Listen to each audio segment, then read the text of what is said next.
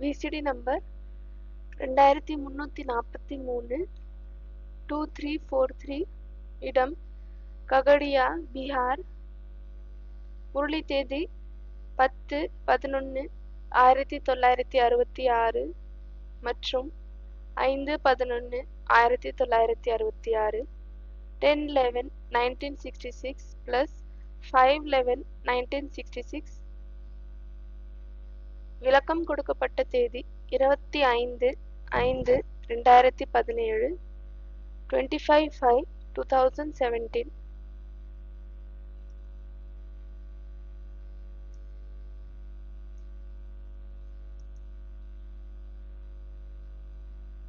शंकर के लिए कहते हैं कि उसका जन्म देने वाला कोई माँ बाप नहीं. சங்கருக்காக சொல்லப்படுகிறது என்னவென்றால் அவருக்கு பிறப்பை கொடுக்கக்கூடிய தாய் தந்தை யாருமே இல்லை. उसकी मृत्यु होते हुए किसी ने देखा नहीं. அவருக்கு மரணம் ஏற்படுற போல யாருமே பார்க்கவில்லை. वो मृत्यु होते हुए क्यों नहीं देखा? அந்த மரணம் ஏற்படுற போல ஏன் பார்க்கவில்லை? क्योंकि वो कालों का काल है, महाकाल है, सारी दुनिया को काल के गाल में ले जाने वाला. परंतु ஏனெனில் அவர் காலனுக்கெல்லாம் காலன், மகாகாலன் ஆவார். முழு உலகத்தையும் மரணத்தின் வாயில் கொண்டு செல்வார். उसको काल के गाल में ले जाने वाला कोई भी नहीं है. ஆனால் அவரை மரணத்தில் வாயில் கொண்டு செல்லக்கூடியவங்க யாருமே இல்லை. बेहद में क्या अर्थ है इसका?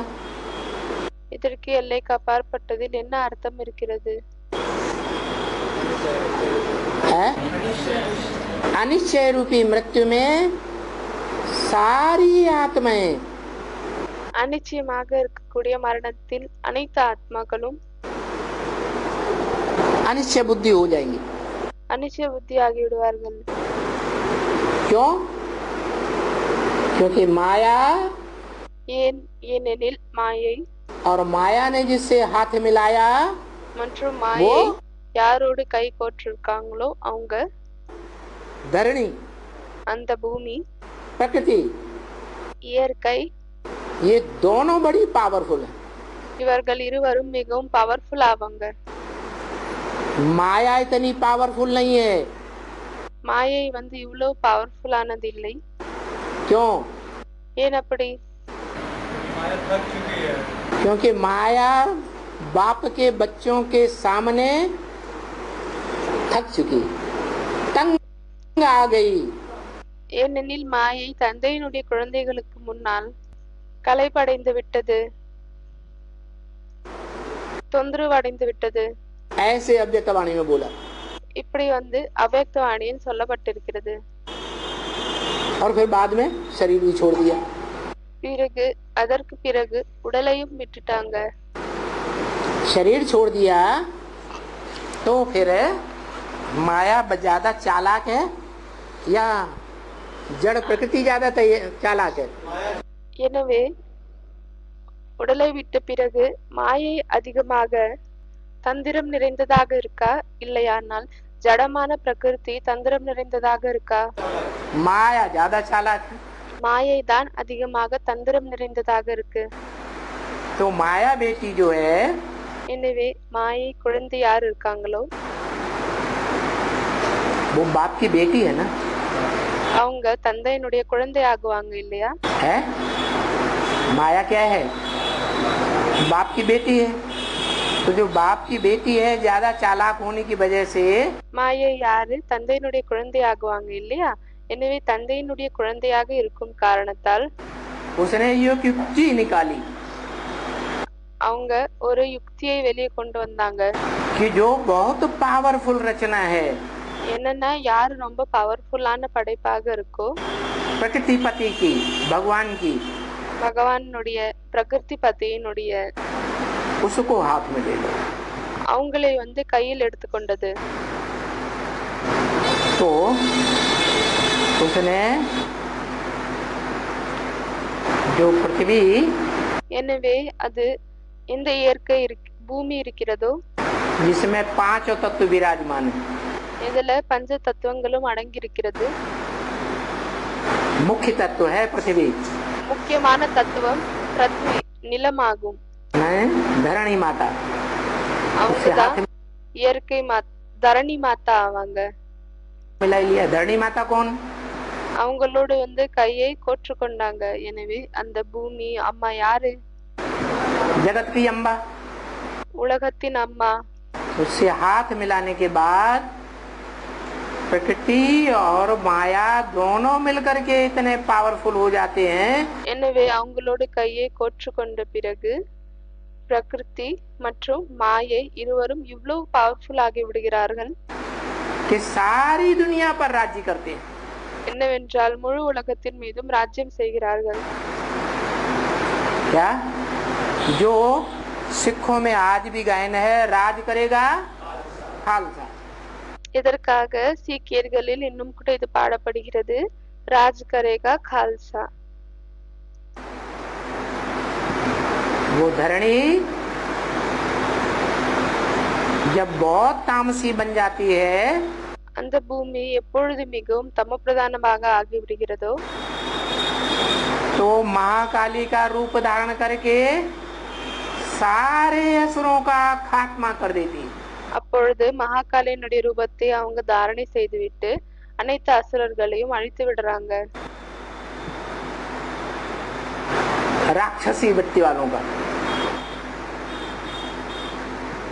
ராட்சச குணம் கொண்டவர்களை। अभी कौन सा राज्य चल रहा है? இப்பொழுது என்ன ராஜ்யம் நடந்து கொண்டிருக்கிறது? रावण राज्य यथा राजा तथा प्रजा।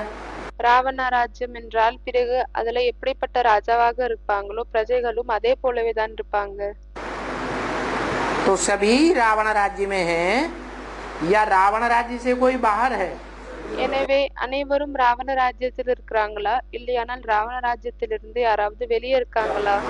तो सबके गले काटेगी, सबको अनिश्चय बुद्धि बनाएगी या कोई कोई को बनाएगी, कोई कोई को नहीं बनाएगी? எனவே அனைவரையும் வெட்டுவாங்களா, அனைவரையும் அனிச்ச புத்தி ஆக்குவாங்களா, இல்லையானால் சிலரை ஆக்குவாங்க சிலரை ஆக்க மாட்டாங்களா? है रुद्रमाला के मणकों को है उनको भी बनाएगी। ருத்ரமணி மாலைகளையும் அந்த மணிகளையும் ஆக்குவாங்க. फिर बचेगा कौन? பிறகு யார் இருப்பாங்க மிஞ்சமா? है एक क्यों बचेगा? ஒருத்தர் தான் மிச்சம் இருப்பாங்கன்னு சொல்றாங்க. பாபா கேக்குறாரு, ஒருத்தர் ஏன் மிச்சம் இருப்பாங்க? யாரோ பதில் கொடுக்கறாங்க, ஏனெனில் அவர் மாயாபதி ஆகுவாரு. जो प्रकृति पति है वो किसी के प्रभाव में आने वाला नहीं है, सब धर्म पिता हैं। பாபா சொல்றாரு, யார் பிரகிருதி பத்தியாக இருக்கிறாரோ, இயற்கையின் பிரகிருதி என்றால் இயற்கை, பதி என்றால் கணவர், எனவே அப்படிப்பட்டவர் इस सृष्टि में उतरते हैं, அவர் யாருடைய பிரபாவத்திலும் வரக்கூடியவர் இல்லை.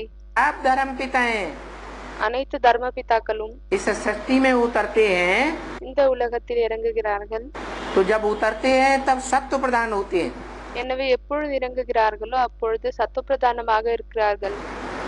लेकिन जिसमें प्रवेश करते हैं उसके संग के रंग में आकर, ஆனால் யாருக்குள் பிரவேசம் செய்கிறார்களோ அவங்களுடைய சங்கத்தின் சாயத்தில் வந்துவிட்டு नीचे गिरते हैं या नहीं गिरते हैं? கீழே விடுறாங்களா இல்லையா? प्रभावित होते हैं या नहीं होते हैं? लेकिन பிரபாவத்தில் வருகிறார்களா இல்லையா?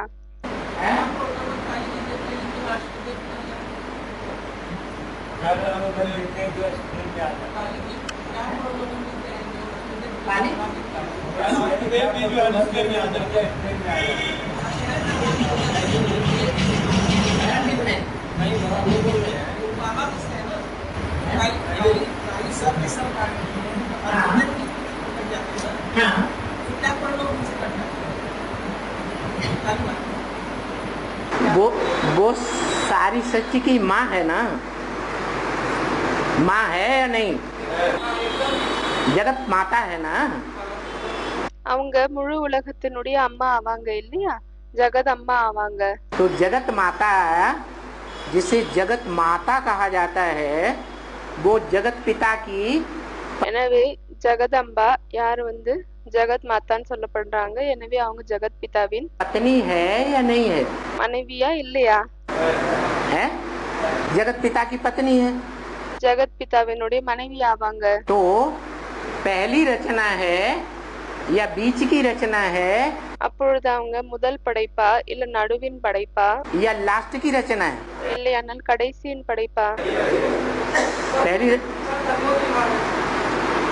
முதல் படைப்பு. पहली रचना है ना। तो जो पति है प्रकृति का, वो अपनी एड़ी चोटी की सारी पावर लगा करके எனவே யார் வந்து அந்த இயற்கையினுடைய கணவராக இருக்கிறாரோ அவர் தன்னுடைய उसको तैयार करता है या नहीं? உச்சந்தலையிலிருந்து உள்ளங்கால் வரை இருக்கக்கூடிய சக்தியை ஈடுபடுத்தி அவங்களை தயார் பண்றாரா இல்லையா? तो ज्यादा पावरफुल बनती है या नहीं? அப்பொழுது அவங்க அதிகமாக பவர்ஃபுல்லாக ஆகி விடுறாங்களா இல்லையா? ज्यादा पावरफुल बनती है, इसीलिए सबको खलास कर देती है। அவங்க அதிகமாக பவர்ஃபுல் ஆகுறாங்க, அதனால்தான் அனைவரையும் அழித்து விடுறாங்க. सर्प के बारे में ये जानते होंगे बहुत से लोग பாம்பை பற்றி இது நிறைய பேர் வந்து அறிந்திருப்பீர்கள். कि सर्पिणी जब अंडे देती है என்னவென்றால் எப்பொழுது அந்த பெண் பாம்பு வந்து அந்த முட்டைகளை தருகிறதோ तो उसकी कुंडली के अंदर जितने बच्चे आ जाएंगे அப்பொழுது அந்த குண்டலிக்குள் எத்தனை குழந்தைகள் வந்து விடுகிறதோ उन सबको खा जाती है। அந்த அனைத்து குழந்தைகளையும் வந்து அது சாப்பிட்டு விடும். हाँ, तो बड़बोली तो है ही। எனவே அவங்க வந்து அவங்க கிட்ட பேசும் திறமை வந்து இருக்கு.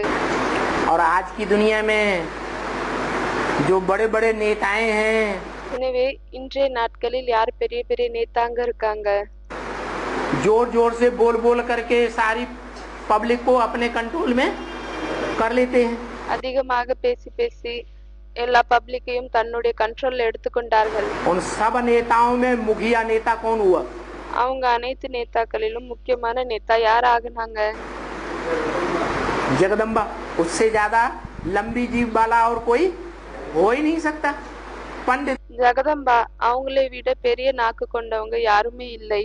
तो सोई जो गाल बजावा, ये कलयुगी दुनिया की रस्म है। பாபா ஒரு பழமொழி சொல்றாரு, பண்டிட் சோய்ஜோய் கால் பஜாவா. இது வந்து கலியுகத்தினுடைய क्या பழக்கமாகும். என்ன लोग किसको पंडित समझते हैं? இதனுடைய பொருள் என்னவென்றால் மக்கள் வந்து யாரை பண்டிதர்கள் என்று புரிந்து கொள்கிறார்கள்? जो बहुत ज्यादा बोलने वाला हो उसको लोग समझते हैं ये बहुत पंडित है। और யாரு ரொம்ப பேசக்கூடியவங்க இருக்காங்களோ அவங்களே மக்கள் புரிந்து கொள்றாங்க இவங்க ரொம்ப பண்டிதர் ஆவாங்க. जो चुपचाप रहता है, कम बोलता है, ये बुद्धू है। அப்போ யாரு வந்து அமைதியா இருக்காங்க இல்லைன்னா கம்மியா பேசுறாங்க அவங்கள வந்து இவங்க முட்டாளு அப்படின்னு சொல்றாங்க. तो कुछ नहीं जानता। இவங்க இவங்களுக்கு எதுவுமே தெரியாது. तो सारी प्रकृति उससे, वो प्रकृति से सारे ही बच्चे प्रभावित हो जाते हैं। எனவே அந்த இயற்கையோடு அனைத்து குழந்தைகளும் பிரபாவத்தில் வந்து விடுகிறார்கள். हिंदू हो, मुसलमान हो, सिख हो, ईसाई हो, இந்துக்களாக இருந்தாலும் சரி, முஸ்லிம், சீக்கியர்கள் இல்லையானால் கிறிஸ்டியனாக இருந்தாலும் சரி, அனைவருமே सारे प्रभावित हो जाते हैं। माने பிரபாவத்தில் வந்து விடுகிறார்கள். அப்படியானால் बाप से अनिश्चय बुद्धि हो जाते हैं। தந்தையோட அனிச்ச புத்தி ஆகி விடுகிறார்கள். जो बाप से अनिश्चय बुद्धि होते हैं, யாரு தந்தையோட அனிச்ச புத்தி ஆகுகிறார்களோ बाप के बड़े बड़े सहयोगी होते हैं। தந்தையின் பெரிய பெரிய சகயோகியாக இருக்காங்களோ उन सहयोगी रूपी भुजाओं को वो अपने कमर में बांध लेती है। அந்த பெரிய பெரிய சகயோகியாக இருக்கக்கூடிய கரங்களை அவங்க, அதாவது அந்த இயற்கை தன்னுடைய இடுப்புல வந்து கட்டிக்கிறாங்க. क्या अपनी कमर की लज्जा बचाने के लिए क्या करती है? தன்னுடைய இடுப்பின் மானத்தை காப்பாற்றுவதற்காக என்ன செய்யறாங்க அவங்க? जो सहयोगी भुजाओं वाले बच्चे हैं, लंबी लंबी भुजाओं वाले, யார் வந்து சகயோக சகயோக கரமாக இருக்கக்கூடிய நீல நீலம் கரமாக இருக்கிறாங்க.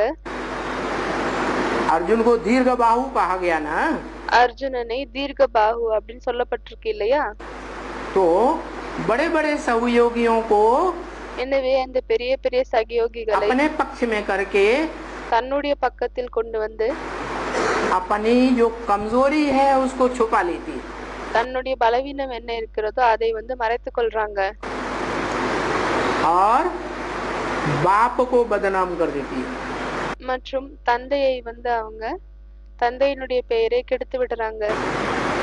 क्या बाप को बदनाम कर देती है? किसके बीच? என்ன தந்தை என்ன செய்யறாங்க? தந்தையினுடைய பெயரை கெடுத்துறாங்க. யாருக்கு நடுவில்? बच्चों के बीच। குழந்தைக்கு நடுவில். तो कितने बच्चे हैं प्रकृति के? அப்பொழுது இயற்கையின் எத்தனை குழந்தைகள் இருக்காங்க?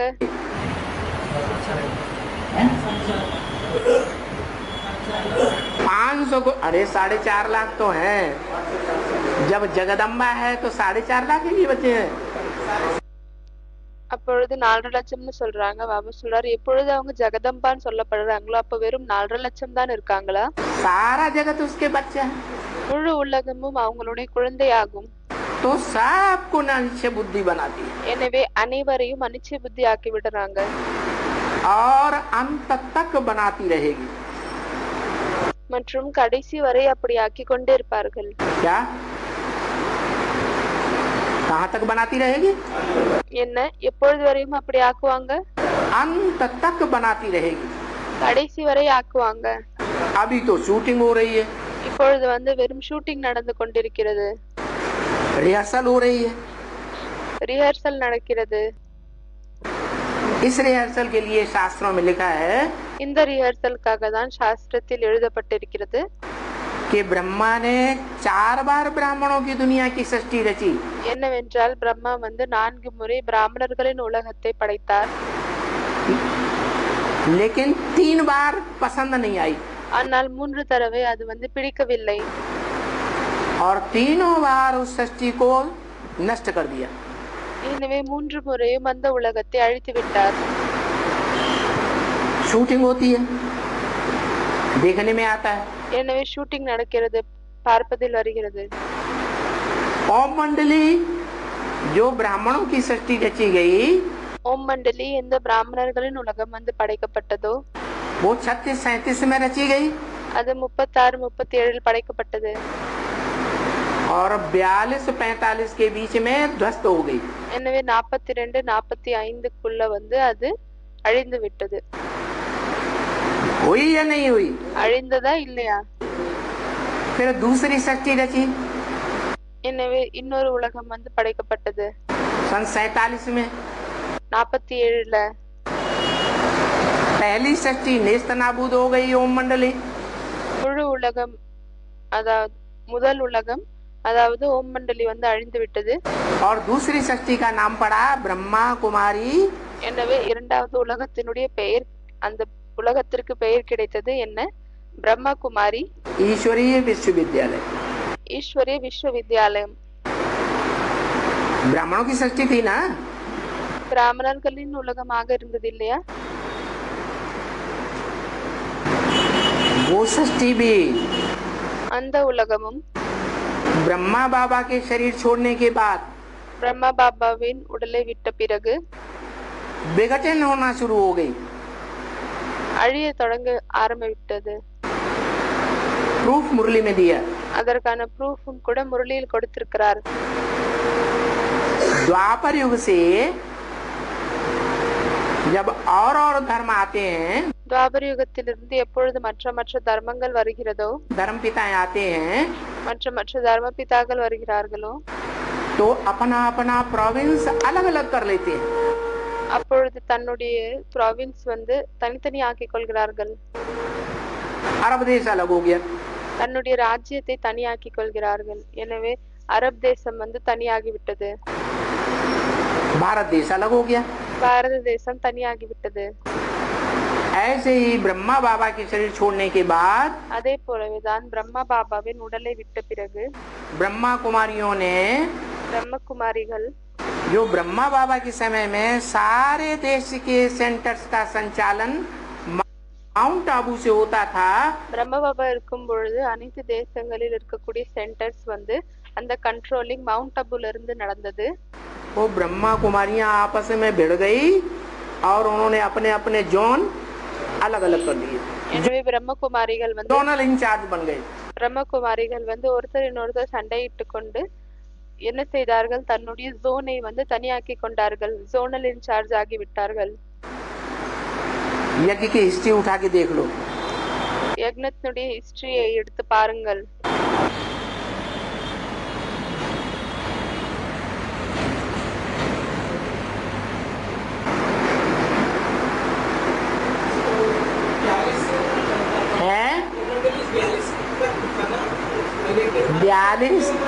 बयालीस में ओम मंडली का जो कर्ता धरता था मुखिया 42ல ஓம் மண்டலியை அந்த பாத்துக்க கொள்ளக்கூடிய யாரு ஹெட் இருந்தாங்களோ आ उ मा. ஆ உ மா. आ माने ब्रह्मा, उ माने विष्णु, मा माने महेश. ஆ என்றால் பிரம்மா, உ என்றால் விஷ்ணு, மா அப்படின்னா மகேஷ். उन तीनों में बड़ा कौन? அவங்க மூவரிலும் பெரியவங்க யாரு? महेश जो करता धरता था, மகேஷ் யாரு வந்து செய்யக்கூடியவங்களாக இருந்தாங்களோ, उसकी लाश भी गुम कर दी. செயலாளராக இருந்தாங்களோ அவங்களுடைய பிணத்தை கூட காணாமல் போக வைத்தனர். खलास हो गया. முடிந்து விட்டது. तो जब मुखिया ही चला गया எனவே எப்பொழுது அந்த தலைவரே சென்று விட்டாரோ तो ओम मंडली रहेगी. அப்போ ஓம் மண்டலி இருக்குமா?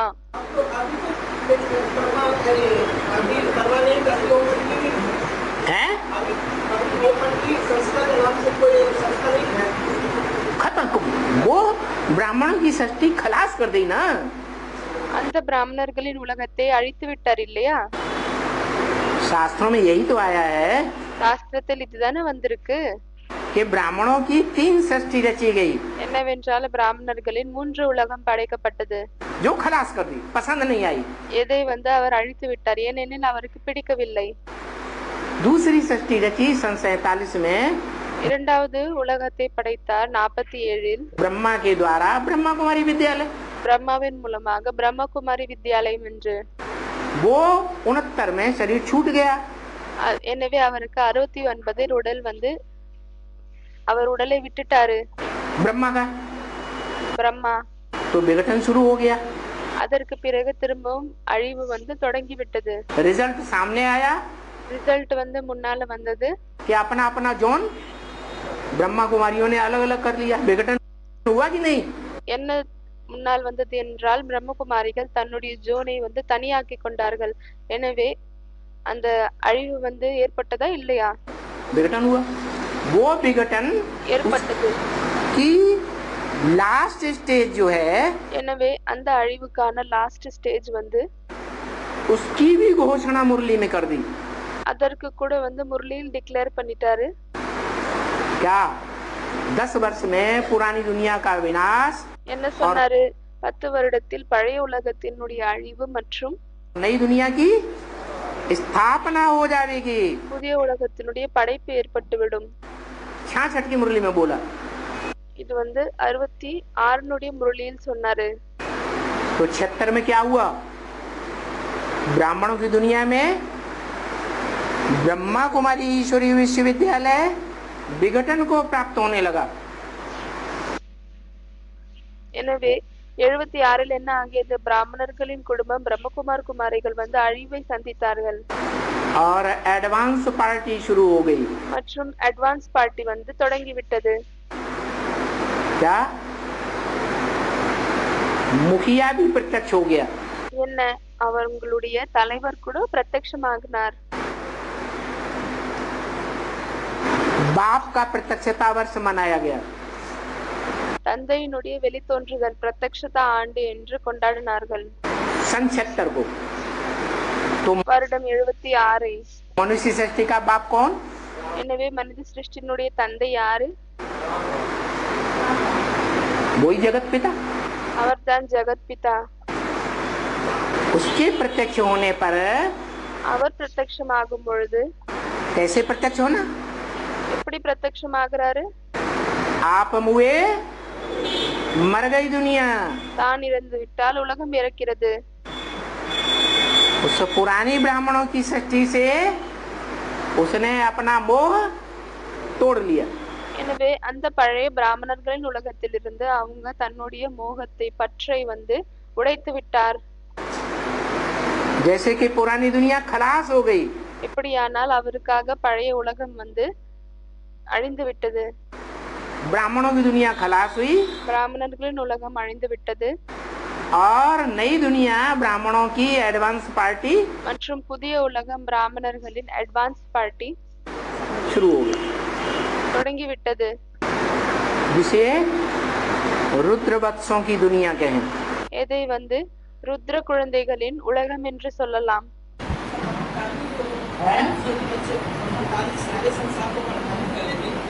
महाकाली की बात उस समय नहीं है। अभी अभी प्रसंगांतर न करो, दूसरी बात चल रही है ना। இப்பொழுது மகாகாலினுடைய விஷயம் இல்லை, நீங்க வந்து விஷயத்தை மாத்தாதீங்க. இப்பொழுது இன்னொரு விஷயம் நடக்குது இல்லையா, பேச்சு நடக்குது. तो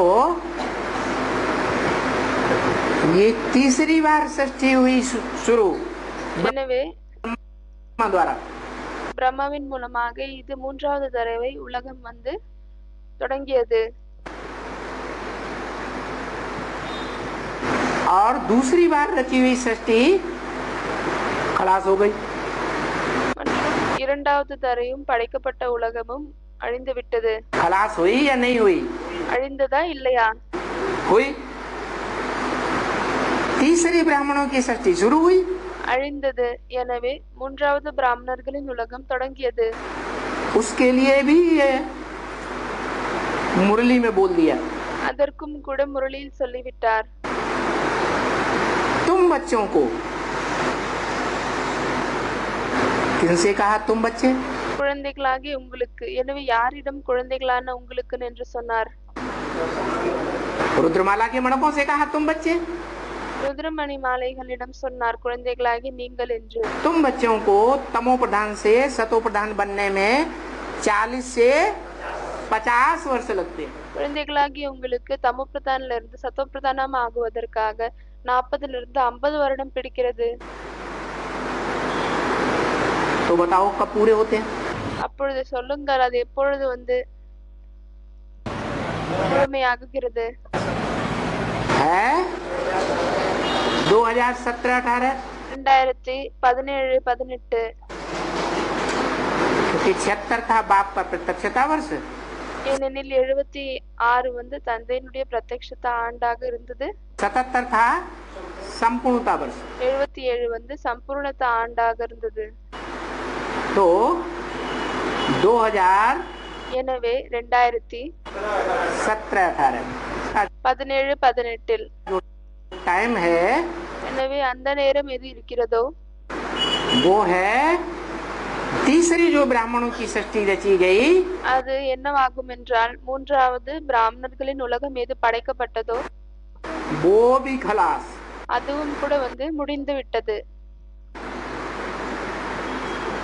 अभी टाइम चल रहा है, இப்பொழுது நேரம் நடந்து கொண்டிருக்கிறது.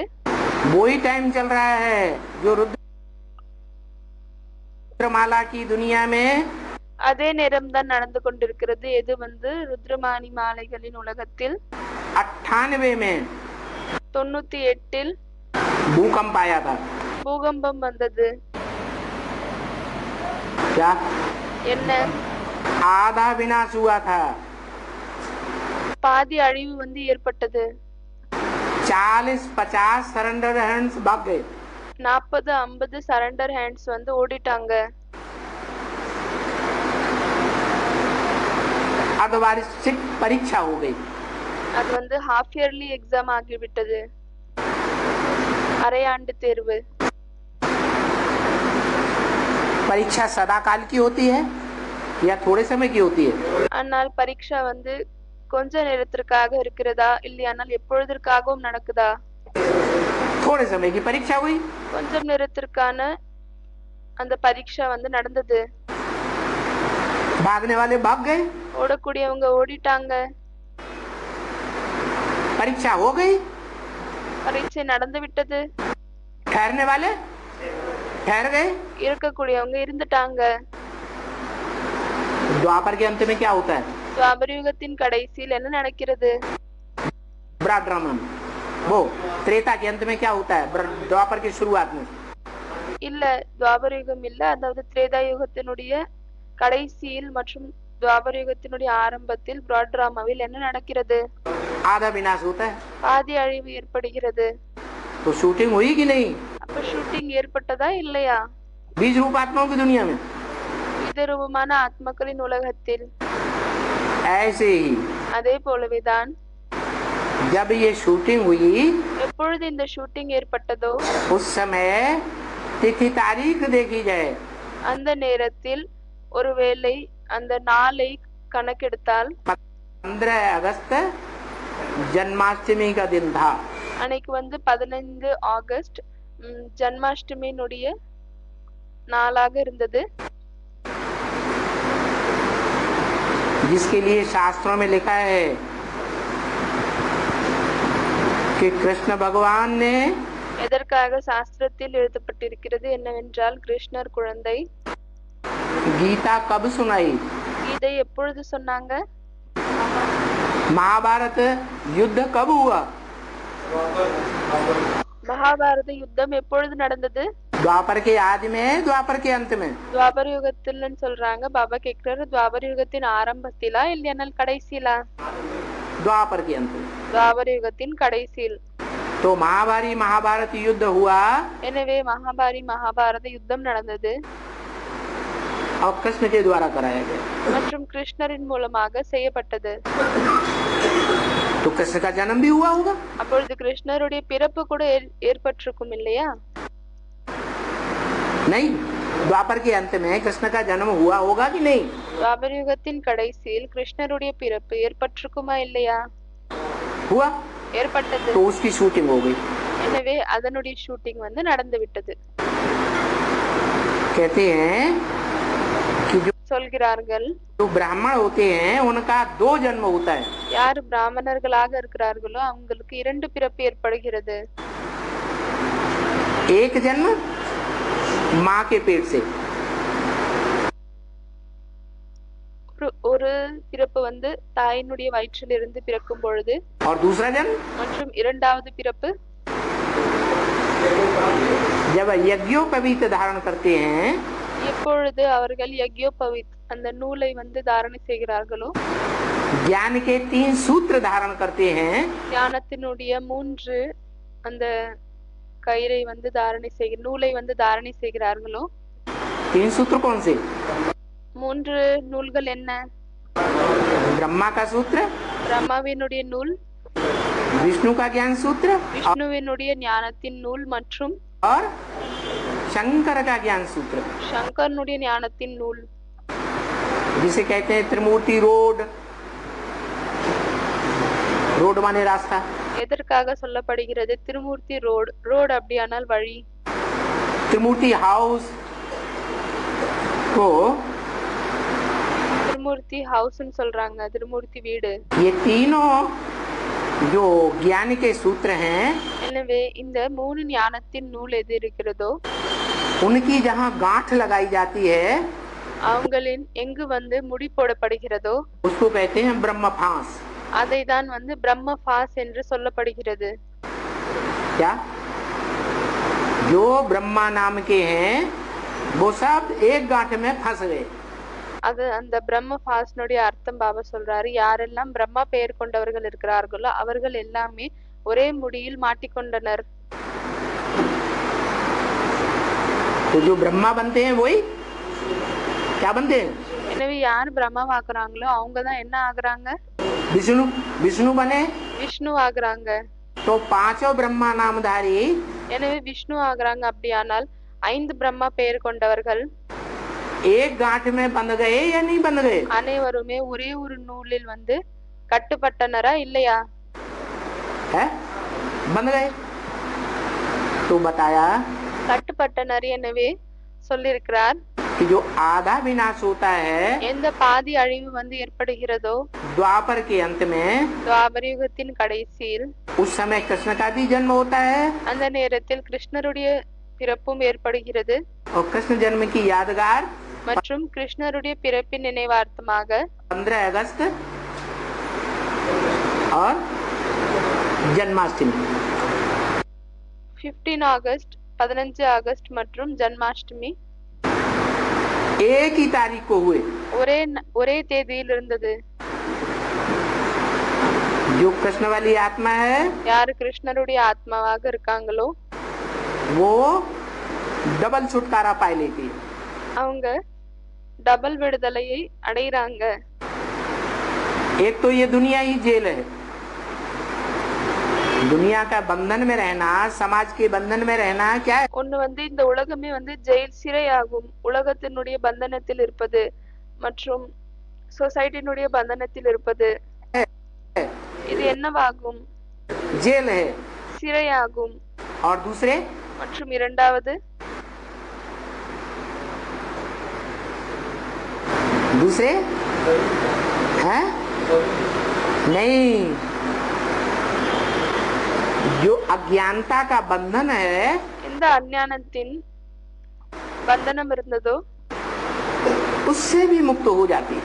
அதுல இருந்து கூட அவங்க விடுதலை அடைகிறாங்க। ज्ञान गर्भ कहते हैं ना, ஞானத்தின் கர்ப்பம் என்று சொல்றாங்க இல்லையா? तो ज्ञान गर्भ से जब बाहर आई எனவே ஞான கர்ப்பத்திலிருந்து எப்பொழுது வெளியே வந்தாங்களோ तो जन्म हुआ, அப்பொழுது பிறப்பு ஏற்பட்டது। बाहर की दुनिया से भी मुक्त और अंदर के வெளி உலகத்திலிருந்தும் விடுதலை மற்றும் संकल्पों के संघर्ष से भी मुक्त। உள்ளுக்குள் இருக்கக்கூடிய எண்ணங்களின் அந்த யுத்தத்திலிருந்தும் விடுதலை। माने पक्का निश्चय बैठता है। அப்படியானால் பக்காவான நிச்சயம் அமர்கிறது। जन्म माने पक्का निश्चय बुद्धि, பிறப்பு அப்படியானாலே பக்காவான நிச்சய புத்தி और दुनिया के बंधन से मुक्त மற்றும் உலகத்தின் பந்தனத்திலிருந்து விடுதலை பெற்றால் माना पहले समाज के अंदर प्रत्यक्ष थी तो बंधन था, அப்பொழுது முதலில் வந்து அவர் சமூகத்தில் பிரத்யட்சமாக இருந்தார், அதனால பந்தனம் இருந்தது। फिर बाद में क्या होता है? அதற்கு பிறகு என்ன நடக்கிறது?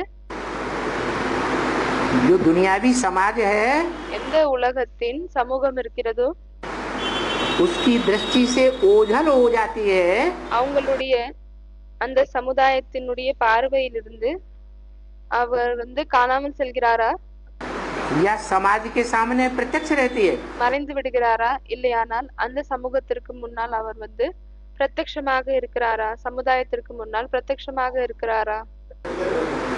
जो अव्यक्त वाणी में बोला, எதற்காக அவ்யக்த வாணியில் சொல்லப்பட்டிருக்கிறது? दुनिया कहती है உலகம் சொல்கிறது कि ब्रह्मा कुमारियों के என்னவென்றால் பிரம்மகுமாரிகளின் बाबा गुप्त हो गए, பாபா குப்தமாகிவிட்டது। और बाप कहते हैं மற்றும் தந்தை சொல்கிறார் बच्चों के सामने बाप दादा जब चाहे गुप्त नहीं है, प्रत्यक्ष है। அப்பொழுது குழந்தைகளுக்கு முன்னால் பாப் தாதா எப்ப வேணாலும் குப்தமாக இல்லை, பிரத்யட்சமாக இருக்கிறாரு। तो बच्चों के सामने प्रत्यक्ष हो गए, எனவே குழந்தைகளுக்கு முன்னால் பிரத்யட்சமாகி விட்டார்। जो ब्राह्मण है उन्हें ब्राह्मणों की दुनिया में प्रत्यक्ष हो गए, அப்படியானால் யார் பிராமணர்கள் இருக்கிறார்களோ அந்த பிராமணர்களின் உலகத்திற்கு முன்னால் பிரத்யட்சமாகி விட்டார்। और दुनिया वालों की नजरों से गुप्त हो गए। மற்றும் உலகத்தினருடைய பார்வையிலிருந்து குப்தமாகி விட்டார்।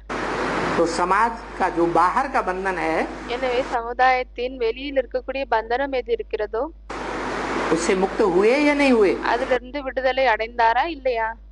हैं? और अज्ञान के बंधन से भी மற்றும் அஞ்ஞானத்தின் பந்தனத்திலிருந்தும் मुक्त हो गए। अगर निश्चय बुद्धि है पक्का तो விடுதலை வந்து பெற்றாரு, பக்கவான நிச்சய புத்தியாக இருந்தால்। वो इस तरह पहला जन्म हुआ ब्राह्मण का। எனவே இப்படி வந்து பிராமணர்களின் முதல் பிறப்பு வந்து ஏற்பட்டது। पहला पत्ता कौन? முதல் இலை யாரு? कृष्ण। கிருஷ்ணர்। वो पहले पत्ते का जन्म हुआ எனவே அந்த முதல் இலையினுடைய பிறப்பு ஏற்பட்டது और वो पहला पत्ता जो कृष्ण है மற்றும் அந்த முதல் இலை கிருஷ்ணராக இருக்கிறாரு. उस संगम युग में अकेला पार्ट बजाता है அவர் சங்கம் யுகத்தில் தனியாக பாட்டி செய்கிறாரா या किसी आत्मा के साथ साथ पार्ट बजाता है? இல்லையானால் ஏதாவது ஆத்மா கூட கூடவே பாட்டி செய்கிறாரா किसके साथ? கூடவே பாட்டு செய்யறாங்கன்னு சொல்றாங்க. பாபா கேக்குறாரு யாரோடு? जो राम वाली आत्मा है, யாரு ராமனுடைய ஆத்மாவாக இருக்காங்களோ, जो शंकर है, யாரு சங்கர் ஆகுவாங்களோ, उसके मस्तक में चंद्रमा दिखाते हैं. அவங்களுடைய நெற்றியில் சந்திரனை காமிக்கப்படுகிறது. अधूरा या संपूर्ण? அரையாக இருக்கக்கூடியவங்களா சம்பூர்ணமானவரா? अधूरा क्यों? அரை ஏன்? अधूरा इसलिए कि उसकी बुद्धि में ये बात पक्की नहीं बैठी है ஏனெனில் அவருடைய புத்தியில் இந்த விஷயம் பக்காவாக அமரவில்லை. कि मुझ आत्मा का बाप कौन है, என்னவென்றால் ஆத்மாவாக இருக்கக்கூடிய என்னுடைய தந்தை யாரு, और इस सृष्टि पर वो बाप साकार भी है या सिर्फ निराकार है. மற்றும் இந்த உலகத்தில் அந்த தந்தை சாக்காரத்திலும் இருக்கிறாரா இல்லையானால் வெறும் நிராகார ஆவாரா? ये बात बुद्धि में नहीं बैठती, இந்த விஷயம் புத்தியில் அமர்வதில்லை. इसलिए अधूरा चंद्रमा है. அதனால்தான் அவர் அரையாக இருக்கக்கூடிய சந்திரன் ஆவார். संपूर्ण चंद्रमा नहीं है, लेकिन वो சம்பூர்ணமான சந்திரன் இல்லை அவர். अधूरा होते हुए भी ஆனால் அவர் அரையாக இருந்த போதிலும் धर्म की धारणाओं का राजा आत्मा है या नहीं है? தர்மத்தின் தாரணைகளின் ராஜா ஆத்மா ஆவாரா இல்லையா? राजा है. ராஜா ஆவாரு. वो मस्तक पर बैठा हुआ अधूरा चंद्रमा, அந்த தலையில் அமர்ந்திருக்கக்கூடிய அரை பிறை जो राजा है, சந்திரன் யாரு ராஜா ஆவாரோ वो अधूरा है, इसलिए सब बच्चों को देखता है. அவர் அரையாக இருக்கிறார். அதனால்தான் அனைத்து குழந்தைகளையும் பார்க்கிறார். क्या? என்ன? कि कौन कौन कैसा कैसा पार्ट बजाते हैं. என்னவென்றால் யாரெல்லாம் எப்படி எப்படி பாட்டி செய்யறாங்க. उसकी नजर में सब कुछ है. அவருடைய பார்வையில் எல்லாமே இருக்கு. साकार में था तो नजर इतनी तीखी नहीं थी, क्योंकि साकार शरीर का बंधन था. சாக்காரத்தில் இருந்தார் அப்பொழுது அவருடைய பார்வை இவ்வளவு ஷார்ப்பாக இல்லை, ஏனெனில் அவருக்கு சாக்கார உடலின் பந்தனம் இருந்தது. और अभी साकार शरीर का बंधन नहीं है. மற்றும் இப்பொழுது சாக்கார உடலினுடைய பந்தனம் என்பது இல்லை. तो वो आत्मा எனவே அவர் அந்த ஆத்மா सब कुछ देखती है, அனைத்தையும் பார்க்கிறார். लेकिन धर्मराज के रूप में अभी प्रत्यक्ष नहीं है. ஆனால் தர்மராஜனுடைய ரூபத்தில் இப்பொழுது அவர் பிரத்யட்சமாக இல்லை. कभी तो संपूर्ण बनेगी. எப்பொழுதாவது அவர் சம்பூர்ணமாக ஆகுவார் இல்லையா? नहीं बनेगी.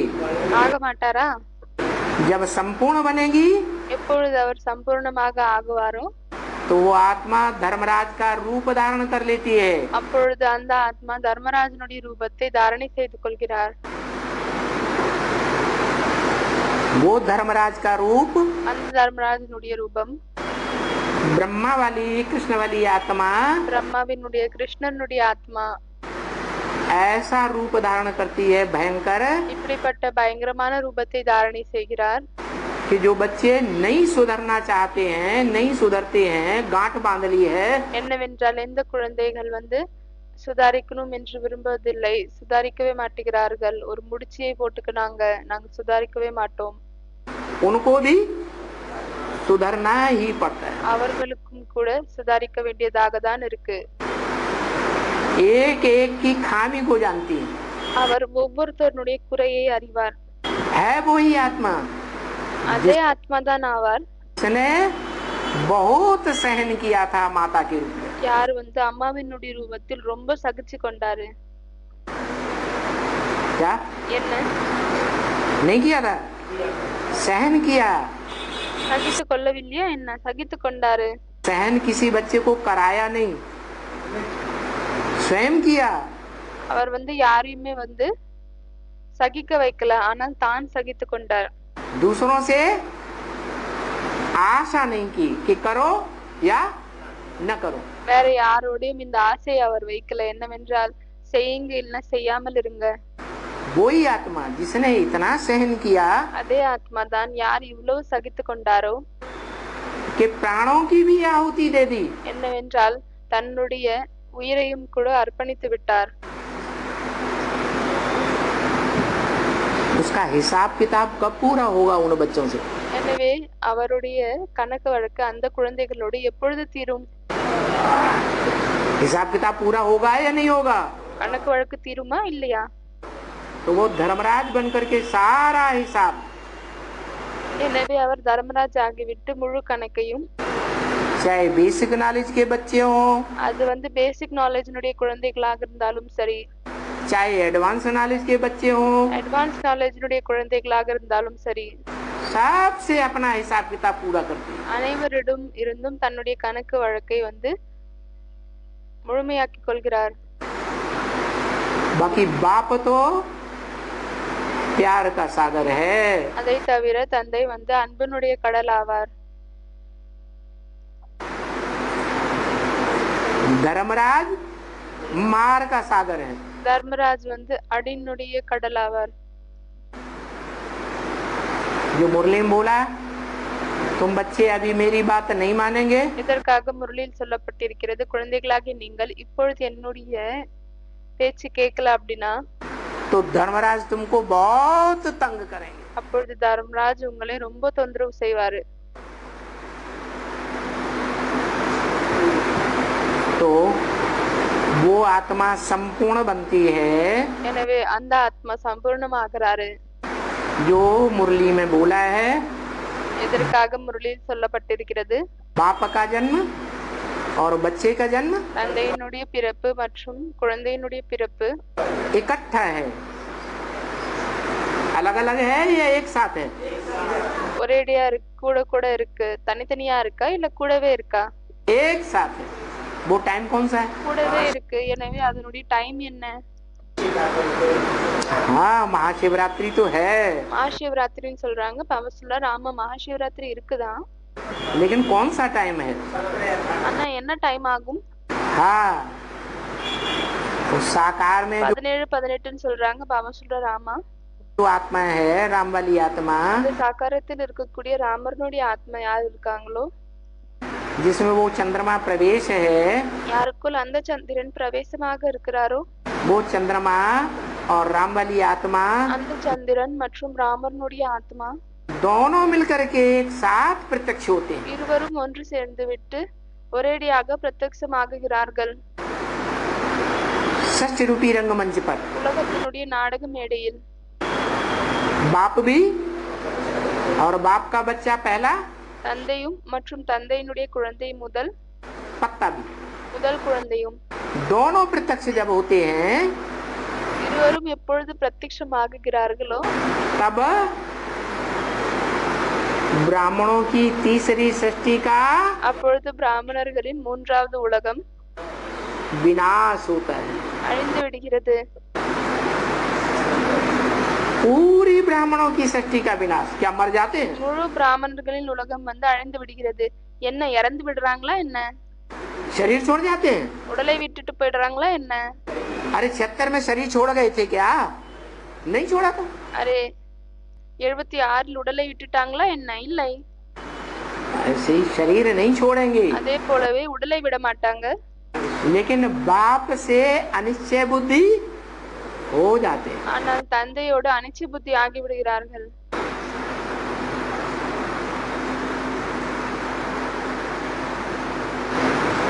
ऐसी माया कड़ी परीक्षा लेगी फाइनल पेपर में। இப்படி மாயை ஃபைனல் பேப்பர்ல இவ்வளவு ரொம்ப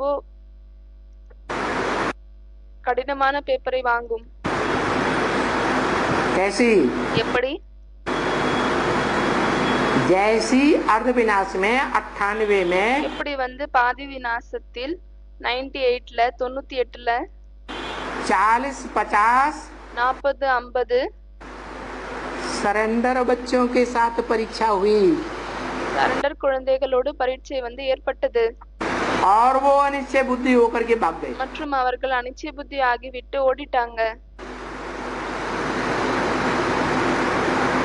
तो रुद्रमाला के आधे मण के எனவே ருத்ரமாலையினுடைய பாதி மணிகள் अगर भाग जाएं ஒருவேளை ஓடிவிட்டா तो क्या पूरे अनिश्चय बुद्धि नहीं हो सकते அப்பொழுது என்ன முழுமையான எல்லாருமே வந்து அனிச்சய புத்தி ஆக முடியாதா என்ன है सारा समाज अपोजिशन में खड़ा हो जाए முழு சமுதாயமும் ஆப்போசிட்ல வந்து நின்று கொள்கிறது सारी गवर्नमेंट अपोजिशन में खड़ी हो जाए முழு கவர்மெண்ட் வந்து ஆப்போசிட்ல நிற்கிறது सारा माहौल अपोजिशन का बन जाए முழு அந்த சுற்றுச்சூழலும் எதிர்க்கக்கூடியதாக ஆகிவிடுகிறது तो मनुष्य एक सामाजिक प्राणी है या नहीं है எனவே மனிதர்கள் வந்து ஒரு சமுதாயத்தை சேர்ந்த உயிரினங்களா இல்லையா है बिना समाज के रह सकता है அவர்களால் சமுதாயம் இல்லாமல் இருக்க முடியுமா என்ன इसलिए सबको महाकाली अनिश्चय बुद्धि बनाती है அதனால்தான் அனைவரையுமே மகாகாளி வந்து அனிச்சய புத்தி ஆக்குகிறது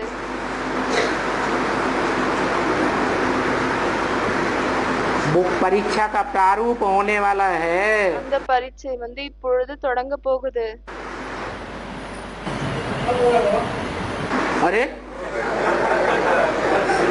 सारी रामायण खत्म हो गई எப்போ ஆகும்னு கேக்குறாங்க அதுக்கு பாபா சொல்றாரு அரே முழு ராமாயணம் முடிந்து விட்டது है सीता का बाप रावण ही बना रहा ஆனா இப்ப வரைக்கும் கூட சீதையினுடைய அப்பா ராவணன் தானா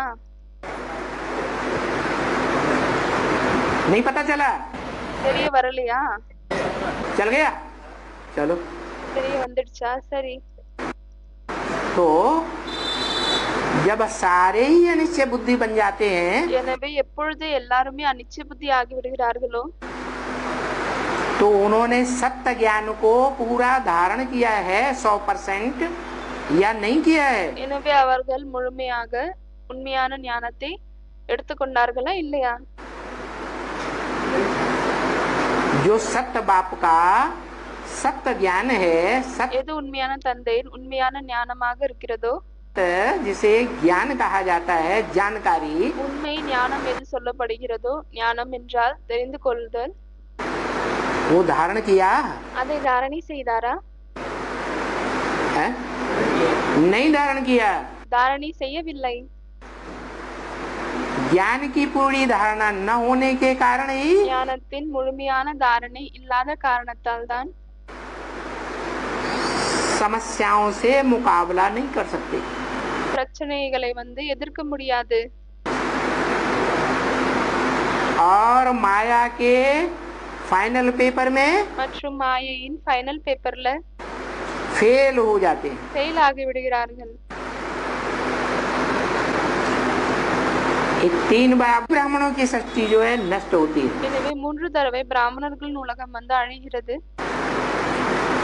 चौथी बार सृष्टि का विनाश नहीं हुआ 4வது தடவை உலகத்தினுடைய அழிவு ஏற்படவில்லை क्योंकि ஏனெனில் तीसरी बार जो विनाश हुआ 3வது தடவை எந்த அழிவு ஏற்பட்டதோ वो दूसरी बार जो विनाश हुआ 76 में இல்லை 2வது தடவை எந்த அழிவு ஏற்பட்டதோ 76ல उसमें 2 ही आत्माएं निकलती हैं அதுல 2 ஆத்மாக்கள் தான் வந்து வெளியே வருகிறார்கள் जिनके निकलने के बाद टू लेट का बोर्ड बता दिया யார் வந்து வெளியே வந்த பிறகு டூலேட்னுடைய போர்டை பற்றி சொல்லிவிட்டார் 10 वर्ष में पुरानी दुनिया का विनाश दुनिया में नई दुनिया की स्थापना होगी என்ன 10 வருடங்களில் பழைய உலகத்தின் அழிவு மற்றும் புதிய உலகம் படைக்கப்படும் और टू लेट का बोर्ड लग जाएगा மற்றும் டூலேட்னுடைய போர்டு வந்து போடப்படும் कितनों के लिए எத்தனை பேருக்காக 2 के लिए लग गया 2 பேருக்காக வந்து போடப்பட்டது. अब जो तीसरी बार विनाश होता है, மற்றும் இப்பொழுது எது வந்து 3வது தடவை அழிவு வந்து ஏற்படுகிறதோ, क्योंकि 2 से तो राजधानी स्थापन नहीं होती है। ஏனெனில் 2 பேருக்காக ராஜதானி வந்து ஸ்தாபனை ஆகுவதில்லை. होती है? ஆகுகிறதா? नहीं होती है। ஆகுவதில்லை. राजधानी स्थापन होने के लिए ज्यादा चाहिए। ராஜதானி ஸ்தாபனை ஆகுவதற்காக அதிக நபர் வேண்டுமா? ठीक है, छोटी से छोटी राजधानी स्थापन होती है, சரி, சிறியதிலும் சிறிய ராஜதானி ஸ்தாபனை ஆகுகிறது.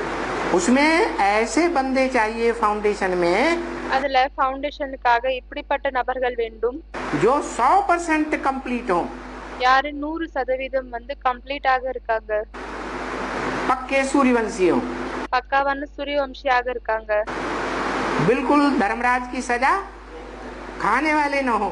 முற்றிலும் தர்மராஜனுடைய தண்டனையை அனுபவிக்க கூடியவங்களாக இருக்கக்கூடாது. तो ऐसी आत्माएं 8 प्रत्यक्ष होती है। எனவே இப்படிப்பட்ட ஆத்மாக்கள் 8 பேர் பிரத்யட்சமாகுகிறார்கள். क्या? भले उन 8 आत्माओं को भी माया डाउन कर देती है, பலே அந்த 8 ஆத்மாக்களை கூட மாயை வந்து டவுன் செய்து விடுகிறது. माया किसी को छोड़ती नहीं। மாயை யாரையும் வந்து விடுவதில்லை. किसको छोड़ती है? யாரை விடுகிறது? किसको है? माया किसको छोड़ती? மாயை யாரை விடுகிறது? मायापति के ऊपर उसका कोई बस नहीं चलता। மாயை பத்தியினுடைய மேலுதான் அதற்கு எதுவுமே வந்து செல்லாது. प्रकृति का भी कोई बस नहीं चलता। இயற்கைக்கும் அவரின் மீது எந்த இயற்கையினுடையதும் அவங்க மீது வந்து எதுவுமே நடக்காது. मायापति के ऊपर बस क्यों नहीं चलता? மாயாபதியின் மீது கண்ட்ரோல் ஏன் நடப்பதில்லை? मायापति के ऊपर बस इसलिए नहीं चलता कि माया है, மாயை பத்தியின் மீது அவங்களுடைய எந்த ஒரு கண்ட்ரோலும் நடப்பதில்லை. ஏனெனில் अज्ञानी। மாயை வந்து அஞ்ஞானி ஆகும். क्या? और मायापति है ज्ञानी। மற்றும் மாயாபதி வந்து ஞானி ஆவார். इसलिए अज्ञानता के कारण माया उसको जीत नहीं सकती। அதனால்தான் அஞ்ஞானத்தின் காரணத்தால் மாயையால் அவங்களை வந்து வெல்ல முடியாது. और மற்றும் प्रकृति जो இயற்கை जगत माता है, யாரு வந்து ஜெகத் மாதா ஆவாங்க. जगत माता का बस क्यों नहीं चलता? ஜெகத் மாதாவதும் அவர் மீது ஏன் எதுவுமே நடப்பதில்லை? है क्योंकि जगत माता जड़त्वमयी बुद्धि वाली है। ஏனெனில் ஜெகத் மாதா வந்து ஜடமான புத்தி கொண்டவங்க. माया ज्यादा बुद्धिमान है या जगदम्बा ज्यादा बुद्धिमान है? மாயை அதிகமாக புத்திசாலியாக இருக்கா இல்லைன்னா ஜெகதம்பா புத்திசாலியா? माया बुद्धिमान है, மாயை புத்திசாலி ஆகும். जगदम्बा बुद्धिमान नहीं है। ஜெகதம்பா புத்திசாலி இல்லை. अगर जगदम्बा बुद्धिमान होती ஒருவேளை ஜெகதம்பா புத்திசாலியாக இருந்தால் तो 2500 वर्ष பிறகு 2500 வருடம் जगदम्बा का राज्य कहा जाता। ஜெகதம்பாவினுடைய ராஜ்யம் என்று சொல்லப்பட்டிருக்கலாம். माया का राज नहीं कहा जाता, लेकिन देखते हैं மாயையினுடைய ராஜ்யம் என்று சொல்லப்பட்டிருக்காது. ஆனால் இது பார்க்கப்படுகிறது. कि जो बड़े से बड़ी माता है யாரு பெரியதிலும் பெரிய அம்மாவாக இருக்காங்களோ वो सबसे जास्ती दुनिया में बंधन में आ जाती है। அவங்க எல்லாத்தை விட அதிகமாக உலகத்தில் பந்தனத்தில் வந்து விடுறாங்க. तो जब बड़े से बड़ी माता बंधन में आ जाती है எனவே எப்பொழுது பெரியதிலும் பெரிய அம்மா பந்தனத்தில் வந்து விடுறாங்களோ तो जो नंबरवार माताएं हैं उनका क्या हाल होगा? பிறகு வரிசைகரமாக இருக்கக்கூடிய மாதாக்களுக்கு என்ன நிலைமை ஏற்படும்? वो सब बंधन में आ जाते हैं। அவங்க எல்லாருமே வந்து பந்தனத்தில் வந்துடுறாங்க. तो ये दूसरा जन्म होता है। எனவே இது வந்து இரண்டாவது பிறப்பாக இருக்கு. जबकि अव्यक्तवाणी में भी इशारा दे दिया இப்பொழுது அவ்யக்தவாணியிலும் இந்த சைகையை வந்து கொடுத்து விட்டார். कि बाप दादा ने बच्चों को सारी प्रॉपर्टी दे दी. என்னவென்றால் பாப் தாதா குழந்தைகளுக்கு எல்லா ப்ராப்பர்ட்டி கொடுத்து விட்டார்.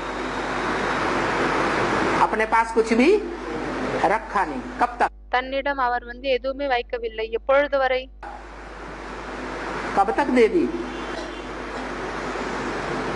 எப்பொழுது வரை கொடுத்து விட்டார்? 76 तक 76 வரையா? है? 76 तक सारी प्रॉपर्टी नहीं दे दी? 76 வரை எல்லா ப்ராப்பர்ட்டியும் கொடுத்து விடலையா என்ன? अरे नहीं दे दी. அரே கொடுக்கவில்லை. क्योंकि टीचर के रूप में, सुप्रीम टीचर के रूप में, ஏனெனில் டீச்சரின் ரூபத்தில், சுப்ரீம் டீச்சரின் ரூபத்தில் जो टीचर का काम है व्याख्या देना, எந்த டீச்சருடைய வேலையாக இருக்கு என்ன? விளக்கத்தை கொடுப்பது. प्रोज और पोएट्री की व्याख्या देता है. ப்ரோஸ் மற்றும் போயட்ரியினுடைய விளக்கத்தை கொடுக்கிறார். वो काम तो शुरू नहीं हुआ. हमारी पोएट्री क्या है?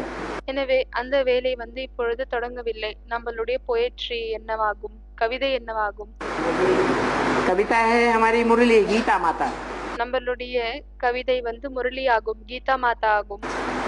जिस गीता माता के लिए वाणी में बोला अभी गीता ज्ञान कहेंगे, गीता ज्ञान अमृत नहीं कहेंगे. இந்த கீதா மாதாவிற்காக முரளியில் சொல்லப்பட்டிருக்கு. இப்பொழுது கீதை ஞானம் என்று சொல்லப்படும், கீதை ஞான அமிர்தம் என்று சொல்லப்படாது. तो गीता का ज्ञान तो मिला लेकिन वो अमृत. எனவே கீதை ஞானம் என்பது கிடைத்ததுதான், ஆனால் அதனுடைய அமிர்தம், गीता का वो रूप जो अमृत बन जाता है, கீதையின் அந்த ரூபம் எது வந்து அமிர்தம் ஆகி விடுகிறதோ वो ब्राह्मण बच्चों को नहीं मिला. அது வந்து பிராமண குழந்தைகளுக்கு கிடைக்கவில்லை. जिस अमृत को पी करके ब्राह्मण संपूर्ण क्या बन जाते हैं? எந்த அமிர்தத்தை குடித்துவிட்டு பிராமணர்கள் சம்பூர்ணமாக என்னவாகி விடுகிறார்கள்? अमर बन जाते हैं, देवता बन जाते हैं. அமர் ஆகி விடுகிறார்கள், தேவதைகள் ஆகி விடுகிறார்கள். तो 76 के बाद ये प्रक्रिया शुरू होती है. எனவே 76க்கு பிறகுதான் இந்த செயல் வந்து தொடங்குகிறது. क्या? என்ன? गीता का व्याख्या. उसे गीता कहो, கீதையின் விளக்கம், அதை கீதை என்று சொல்லுங்கள், वेदवाणी कहो. இல்லையானால் வேதவாணி என்று சொல்லுங்கள். क्योंकि वेदों का भी जो अव्वल नंबर रूप है, ஏனெனில் வேதங்களின் எந்த முதல் நம்பர் ரூபம் இருக்கிறதோ वो गीता है. அது கீதை ஆகும். पहले गीता बनी या वेद बने? है? முதலில் கீதை உருவாகியதா இல்லையானால் வேதங்கள் உருவாகியதா? पहले गीता, முதலில் கீதை, बाद में वेद. அதற்கு பிறகுதான் வேதங்கள். वेदवाणी ब्रह्मा के मुख से निकली. வேதவாணி பிரம்மாவினுடைய வாயால் வெளியே வந்தது. तो वेदवाणी जो ब्रह्मा के मुख से निकली वो हो गई हमारी मुरली. எனவே வேதவாணிகள் எது பிரம்மாவினுடைய வாயிலிருந்து வெளியே வந்ததோ அது நம்மளுடைய முரளி ஆகிவிட்டது. और वो वेदवाणी की आज क्या மற்றும் அந்த வேதவாணியின் இன்று हालत है? என்ன நிலைமையாகும்? कोई नहीं पढ़ता, कोई नहीं सुनता. யாருமே படிப்பதில்லை, யாருமே கேட்பதில்லை. कोई इस पर तवज्जो नहीं देता. क्यों? யாருமே இதுக்கு வந்து மகத்துவம் வந்து தருவதில்லை. ஏன்? क्योंकि वो ऋचाओं के अर्थ है ஏனெனில் அந்த ரிச்சாகளின் அர்த்தம் एक दूसरे से तालमेल कोई नहीं लगा पाता. ஒருத்தர் இன்னொருத்தரோடு யாராலுமே வந்து ஒப்பிட்டு பார்க்க முடிவதில்லை. तो बताया எனவே சொல்லியிருக்கிறார் कि गीता का तालमेल, वेदवाणी का तालमेल என்னவென்றால் கீதையினுடைய तब लगाया गया வேதத்தினுடைய அந்த ஒற்றுமை, அந்த விஷயங்களின் ஒரு பொருத்தம் மற்றும் கீதையின் விஷயங்களின் பொருத்தம் வந்து அப்பொழுதுதான் பார்த்தார்கள். जब वेदों की व्याख्या हुई, எப்பொழுது வேதங்களின் விளக்கம் வந்து வெளியே வந்ததோ,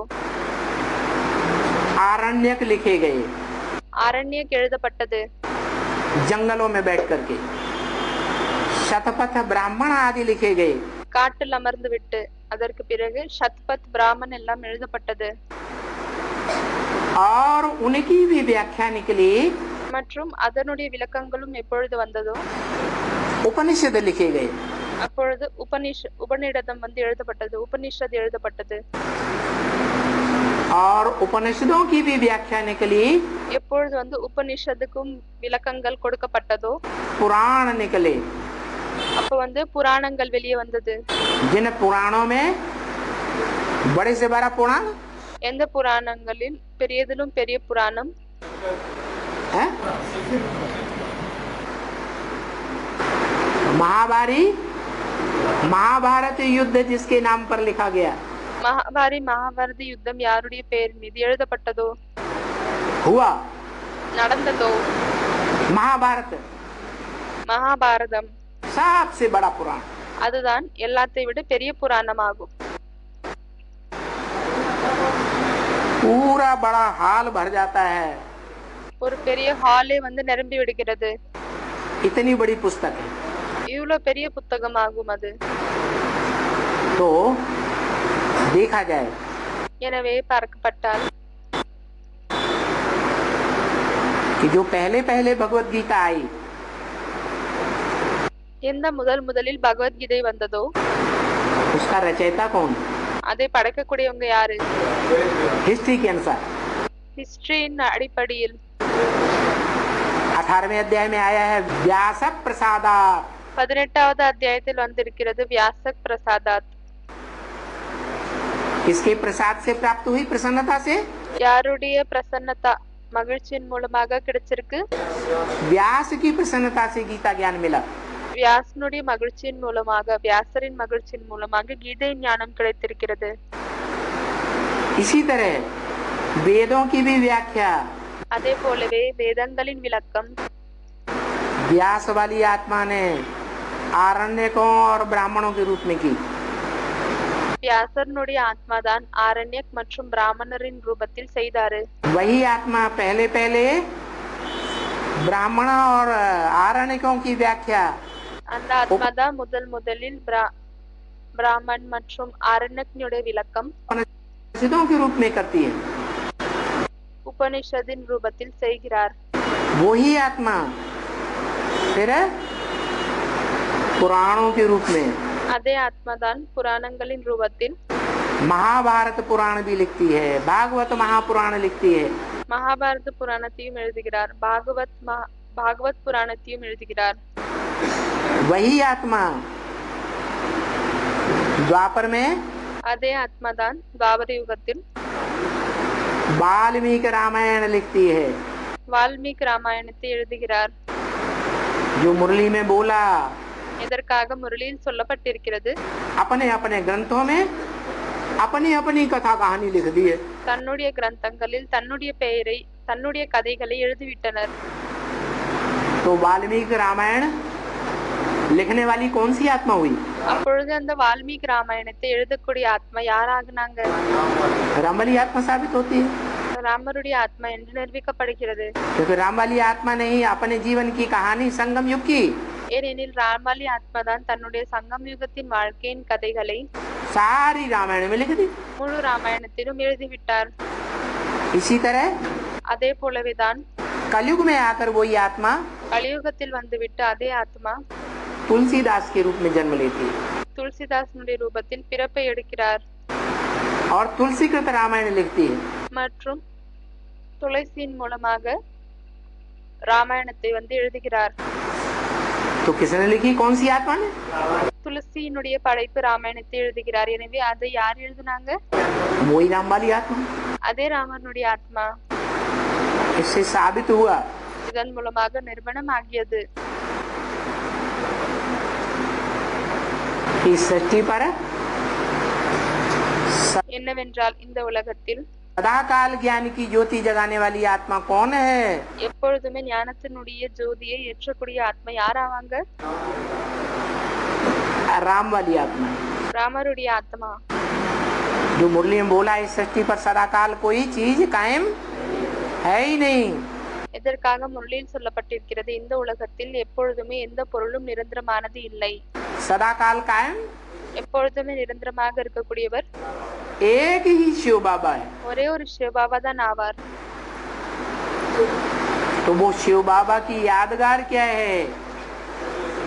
எனவே அந்த சிவபாபாவினுடைய நினைவார்த்தம் என்னவாகும்? है? शिवलिंग।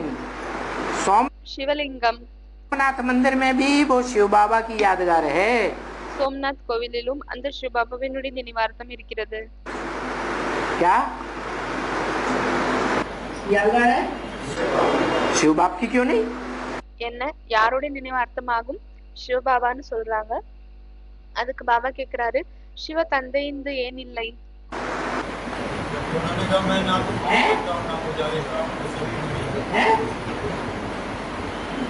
इसलिए यादगार नहीं कही जा सकती அதனால்தான் நினைவார்த்தம் இல்லை என்று சொல்லப்படும். कि शिव बाप कहते हैं ஏனெனில் ब्रह्मा के मुख से ஏனெனில் சிவ தந்தை சொல்கிறார் பிரம்மாவினுடைய வாயின் மூலமாக, कि न मैं पूज्य बनता हूँ न पुजारी बनता हूँ। என்னவென்றால் நான் பூஜைக்கு தகுந்தவனாகவும் ஆகுவதில்லை மற்றும் பூஜை செய்யக்கூடியவனாகவும் ஆகுவதில்லை. तुम खुद ही पूज्य बनते हो, देवता बनते हो, நீங்கள் தானே வந்து பூஜைக்கு தகுந்தவர்கள் ஆகுறீங்க, அப்படின்னா தேவதை ஆகுறீங்க. और तुम ही पुजारी बनते हो, மற்றும் நீங்களே தான் பூஜாரி ஆகுறீங்க. तो तुम क्या बने? எனவே நீங்க என்ன ஆகுனீங்க? नहीं, वो துவாபர யுகத்தின் ஆரம்பத்தில் பூஜைக்கு தகுந்தவங்க ஆகணும்னு சொல்றாங்க. பாபா சொல்றார், இல்லை, पूज्य बने कहाँ? पूज्य तो बने थे वास्तव में सतयुग के आदि में। ஆக்சுவலா வந்து உண்மையில் வாஸ்தவிகத்தில் நம்ம பூஜைக்கு தகுந்தவங்க சத்யுகத்தின் ஆரம்பத்தில் ஆகணும். तो सतयुग के आदि में जो पहला पहला पूज्य बना, எனவே சத்யுகத்தின் ஆரம்பத்தில் யார் முதல் முதல் பூஜைக்கு தகுந்தவர்களாக ஆகுனாங்களோ वो कौन? அவங்க யாரு? जिसकी पूजा द्वापर युग में होती है। யாருடைய பூஜை வந்து துவாபர யுகத்தில் நடக்கிறது. यादगार क्या? शिवलिंग। நினைவார்த்தம் என்னவாகும்? சிவலிங்கம். शिवलिंग में जो बिंदु रखा जाता है, சிவலிங்கத்தில் எந்த வந்து வைரம் வைக்கப்படுகிறதோ, அந்த புள்ளி வைக்கப்படுகிறதோ, और जो लिंग रूप बड़ा दिखाया जाता है, மற்றும் எந்த லிங்க ரூபம் பெரிய வடிவத்தை காமிக்கப்படுகிறதோ, वो दोनों किसकी यादगार है? அது ரெண்டுமே யாருடைய நினைவார்த்தமாகும்? ब्रह्मा कुमारियां इस बात को मानेंगी? ராம்பாலி ஆத்மா அப்படின்னு சொல்றாங்க. அதுக்கு பாபா கேக்குறாரு, பிரம்மகுமாரிகள் இந்த விஷயத்தை ஏற்றுக்கொள்வாங்களா? मानेंगी? क्यों? ஏற்றுக்கொள்வாங்களா? ஏற்றுக்கொள்ள माட்டாங்க. ஏன் அப்படி? क्यों नहीं मानेंगी?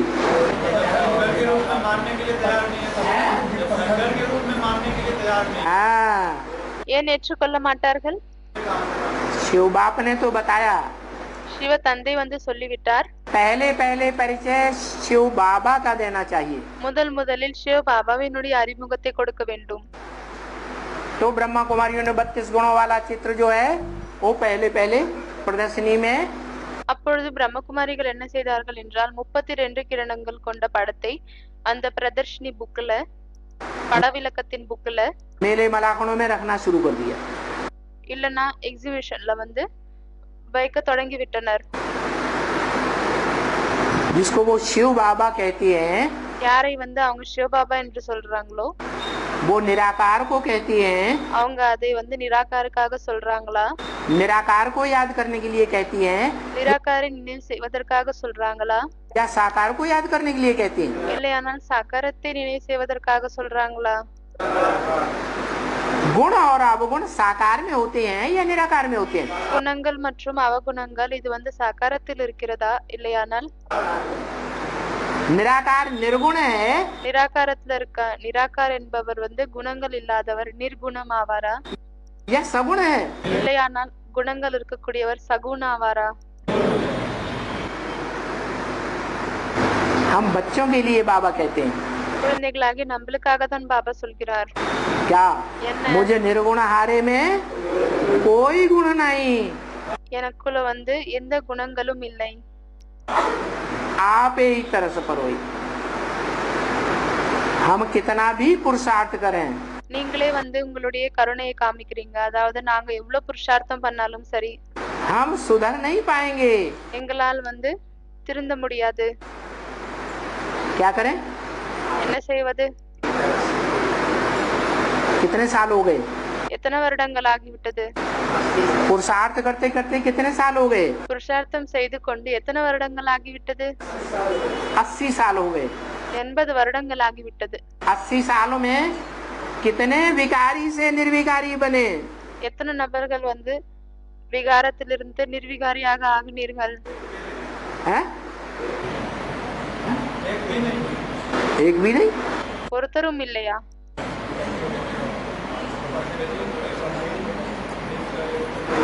एक भी नहीं। ஒருத்தர் கூட இல்லையா?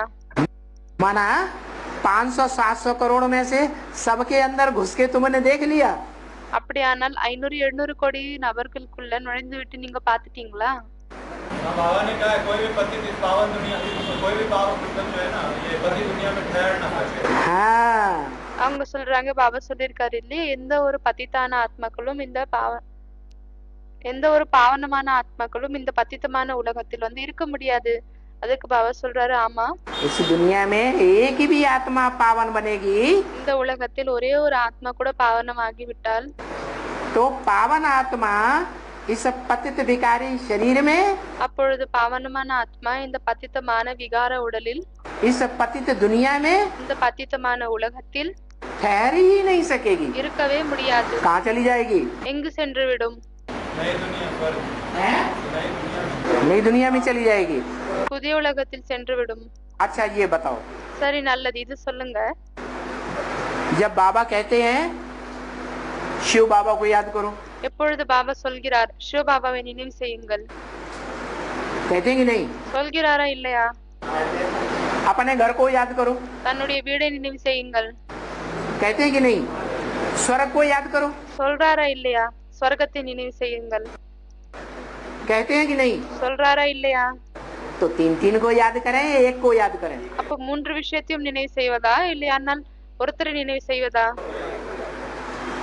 मुरली में तो बार बार बोलते हैं एक शिव बाबा, दूसरा न कोई। முரளியில் வந்து அடிக்கடி சொல்கிறார், ஒரு சிவ பாபா வேற யாருமே இல்லை. तो एक को याद करें या 3 को याद करें? அப்போ ஒருத்தரை நினைவு செய்வதா இல்லையானால் 3 பேரை நினைவு செய்வதா? तो एक को कैसे याद करें जब 3 बता दिए? எனவே எப்பொழுது 3 விஷயங்களை சொல்லிவிட்டாரோ அப்பொழுது எப்படி ஒருத்தரை நினைவு செய்வது? इसका मतलब है जो एक है इस सृष्टि पर, இதனுடைய அர்த்தம் என்னவென்றால் யார் ஒருத்தர் இந்த உலகத்தில் இருக்கிறாரோ, ऐसे नहीं है कि नहीं है, இப்படி இல்லை என்னவென்றால் இல்லவே இல்லை என்று, है। और अभी किस लिए है? இருக்கிறார். மற்றும் இப்பொழுது எதற்காக இருக்கிறார்? कि जब तक इस सृष्टि का विनाश नहीं होता है, எப்பொழுது வரை இந்த உலகத்தினுடைய அழிவு ஏற்படுவதில்லையோ, संपूर्ण विनाश नहीं होता है, சம்பூர்ணமான அழிவு ஏற்படுவதில்லையோ, तब तक वो सुप्रीम सोल அப்பொழுது வரை அந்த சுப்ரீம் சோல் कब तक इस सृष्टि पर रहेगा? எப்பொழுது வரை இந்த உலகத்தில் இருப்பாரு? जब तक विनाश की प्रक्रिया शुरू नहीं होती है। எப்பொழுது வரை அழிவினுடைய வேலை தொடங்குவதில்லையோ. नहीं, बोला है சொல்லியிருக்கிறார், मैं आता हूँ तो धक से तुम्हारी राजधानी स्थापन कर देता हूँ। நான் வருகிறேன், அப்பொழுது உடனடியாக உங்களுடைய ராஜதானியை ஸ்தாபனை செய்து விடுகிறேன். क्या देर लगती है? என்ன லேட் ஆகுதா என்ன? नहीं, இல்லை, मैं आता हूँ तो गायन है राजा जनक को 1 सेकंड में जीवन मुक्ति मिली। நான் வருகிறேன், அப்பொழுது பாடப்பட்டிருக்கிறது, ராஜா ஜனக்குக்கு 1 செகண்ட்ல ஜீவன் முக்தி கிடைத்தது. क्या एक सेकंड में जीवन मुक्ति मिली। என்ன ஒரு செகண்ட்ல ஜீவன் முக்தி கிடைத்தது. जनक माने क्या? ஜனக் அப்படின்னா என்ன?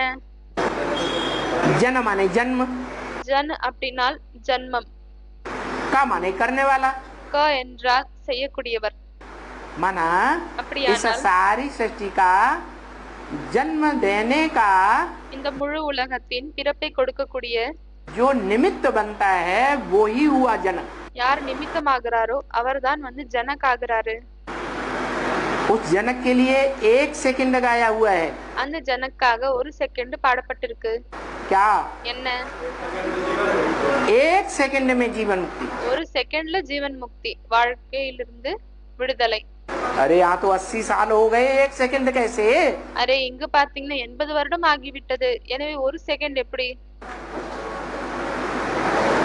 एक सेकंड ऐसे कि जो हम याद करते हैं, प्रैक्टिस करते हैं। ஒரு செகண்ட் எப்படின்னா எப்பொழுது நம்ம நினைவு செய்கிறோமோ, பிராக்டிஸ் செய்யறோமோ, इस याद की प्रैक्टिस में இந்த நினைவினுடைய பிராக்டிஸ்ல हम अपनी याद की यात्रा को सहज करते जाते हैं நாம் நம்மளுடைய நினைவினுடைய யாத்திரையை சகஜமாக்கி கொண்டு செல்கிறோமா, या मुश्किल करते जाते हैं। இல்லையானால் கடினமாக்கி கொண்டே செல்கிறோமா?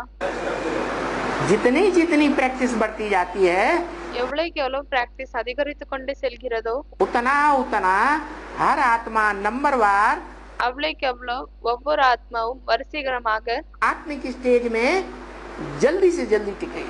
ஆத்மிக் ஸ்டேஜ்ல சீக்கிரமாக வந்து நிலைக்கும். क्या बोला? अभी என்ன சொன்னாரு? अभी साकारी, अभी अभी निराकारी, अभी अभी आकारी बनना है। இப்பொழுதே வந்து சாக்காரி, இப்பொழுதே ஆக்காரி, இப்பொழுதே வந்து நிராகாரியாக ஆக வேண்டும். अभी अभी का मतलब இப்பொழுதே அப்படின்னா உடனே என்ன அர்த்தம்? आकारी साकारी निराकारी बनने में एक सेकंड से ज्यादा न लगे। ஆக்காரி சாக்காரி நிராகாரி ஆகுவதில் ஒரு செகண்டை விட அதிகமாக எடுத்துக்கொள்ள கூடாது. ऐसी प्रैक्टिस करनी है। இப்படிப்பட்ட பிராக்டிஸை செய்ய வேண்டும். तो ऐसी प्रैक्टिस बनाने में कोई अव्वल नंबर जाएगा या नहीं जाएगा? எனவே இப்படிப்பட்ட பிராக்டிஸை உருவாக்குவதில் யாராவது முதல் நம்பரில் செல்வாங்களா இல்லையா? जो अव्वल नंबर जाएगा बस उसी का नाम अर्जुन है। யார் முதல் நம்பரில் செல்றாங்களோ அவ்வளவுதான், அவங்களுடைய பெயர் மட்டும்தான் அர்ஜுன் ஆகும். उस अर्जुन के लिए कहा भगवान ने, அந்த அர்ஜுனனுக்காக பகவான் கீதையில் சொல்லியிருக்கிறார், इदं शरीरं कौन्तेय क्षेत्रं मित्यभिधीयते। இதம் ஷரீரம் கௌந்தேய க்ஷேத்ரமித்ய விதீயதே. हे अर्जुन, ये तुम्हारा जो शरीर रूपी रथ है, ஏ அர்ஜுனன், இது உன்னுடைய எந்த உடலாக இருக்கக்கூடிய ரதம் இருக்கிறதோ यही क्षेत्र है। இதுதான் க்ஷேத்திரமாகும், நிலப்பங்காகும். कौन सा क्षेत्र? எந்த க்ஷேத்திரம்?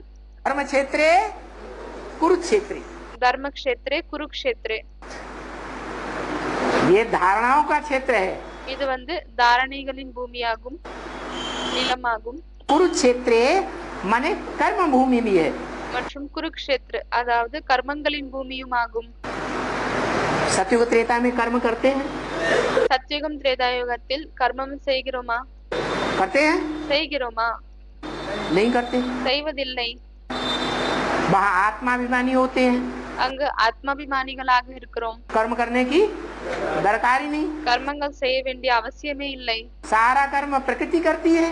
எல்லா கர்மமும் இயற்கையை செய்கிறது. आत्माभिमानी देवताओं के लिए कोई कर्म करने की दरकार नहीं है।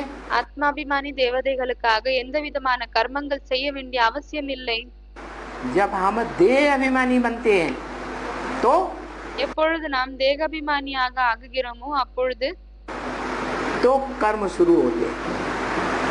जो आज भी कोई கர்மங்கள் வந்து தொடங்குகிறது. எதற்காக? இன்றும் கூட भी ऑफिस में चले जाओ, எந்த ஒரு ஆபீஸ்க்கு சென்று விடுங்கள், बड़े बड़े ऑफिसरों से कहो பெரிய பெரிய ஆபீசரிடம் சொல்லுங்கள், पूजा क्या है? பூஜை என்னது? कहते हैं कर्म ही पूजा है। அப்பொழுது சொல்வார்கள் கர்மம் தான் பூஜை ஆகும். क्या कहते हैं? कर्म ही पूजा है। उनके यहाँ बोर्ड कहीं कहीं टंगे होते हैं, கர்மம் தான் வந்து பூஜை ஆகும்.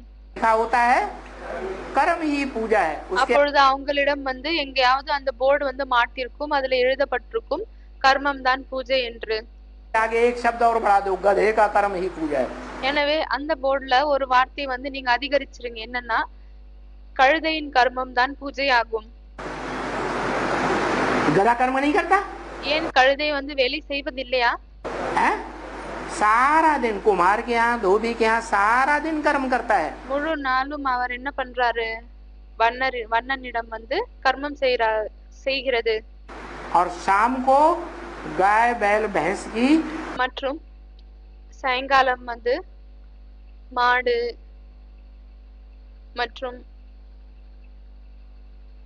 எருது இருக்கு, அதனுடைய जो बची हुई घास है वो आकर के खा के सो जाता है। மிச்சம் இருக்கக்கூடிய எந்த பில் இருக்கோ அதை வந்து சாப்பிட்டுட்டு தூங்கி விடுகிறது. तो बड़ा कर्मयोगी कौन हुआ?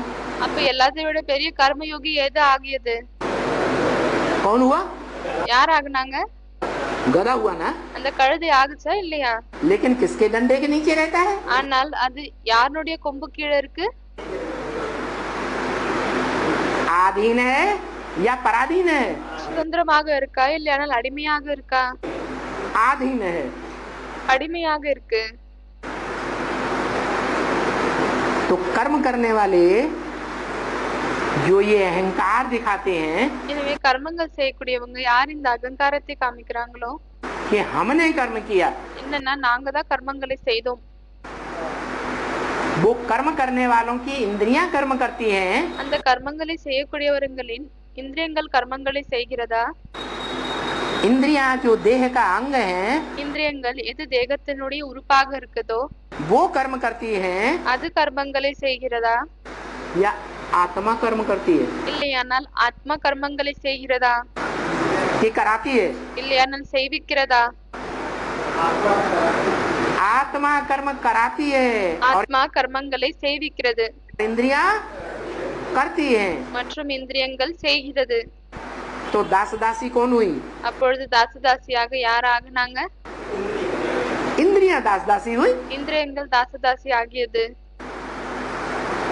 आत्मा राजा है। ஆத்மா வந்து ராஜா ஆகும். राजा है इसलिए उत्तम अंग में बैठा हुआ है। அது ராஜா ஆகும், அதனால்தான் அது உத்தமாங்கத்துல அமர்ந்திருக்கிறது.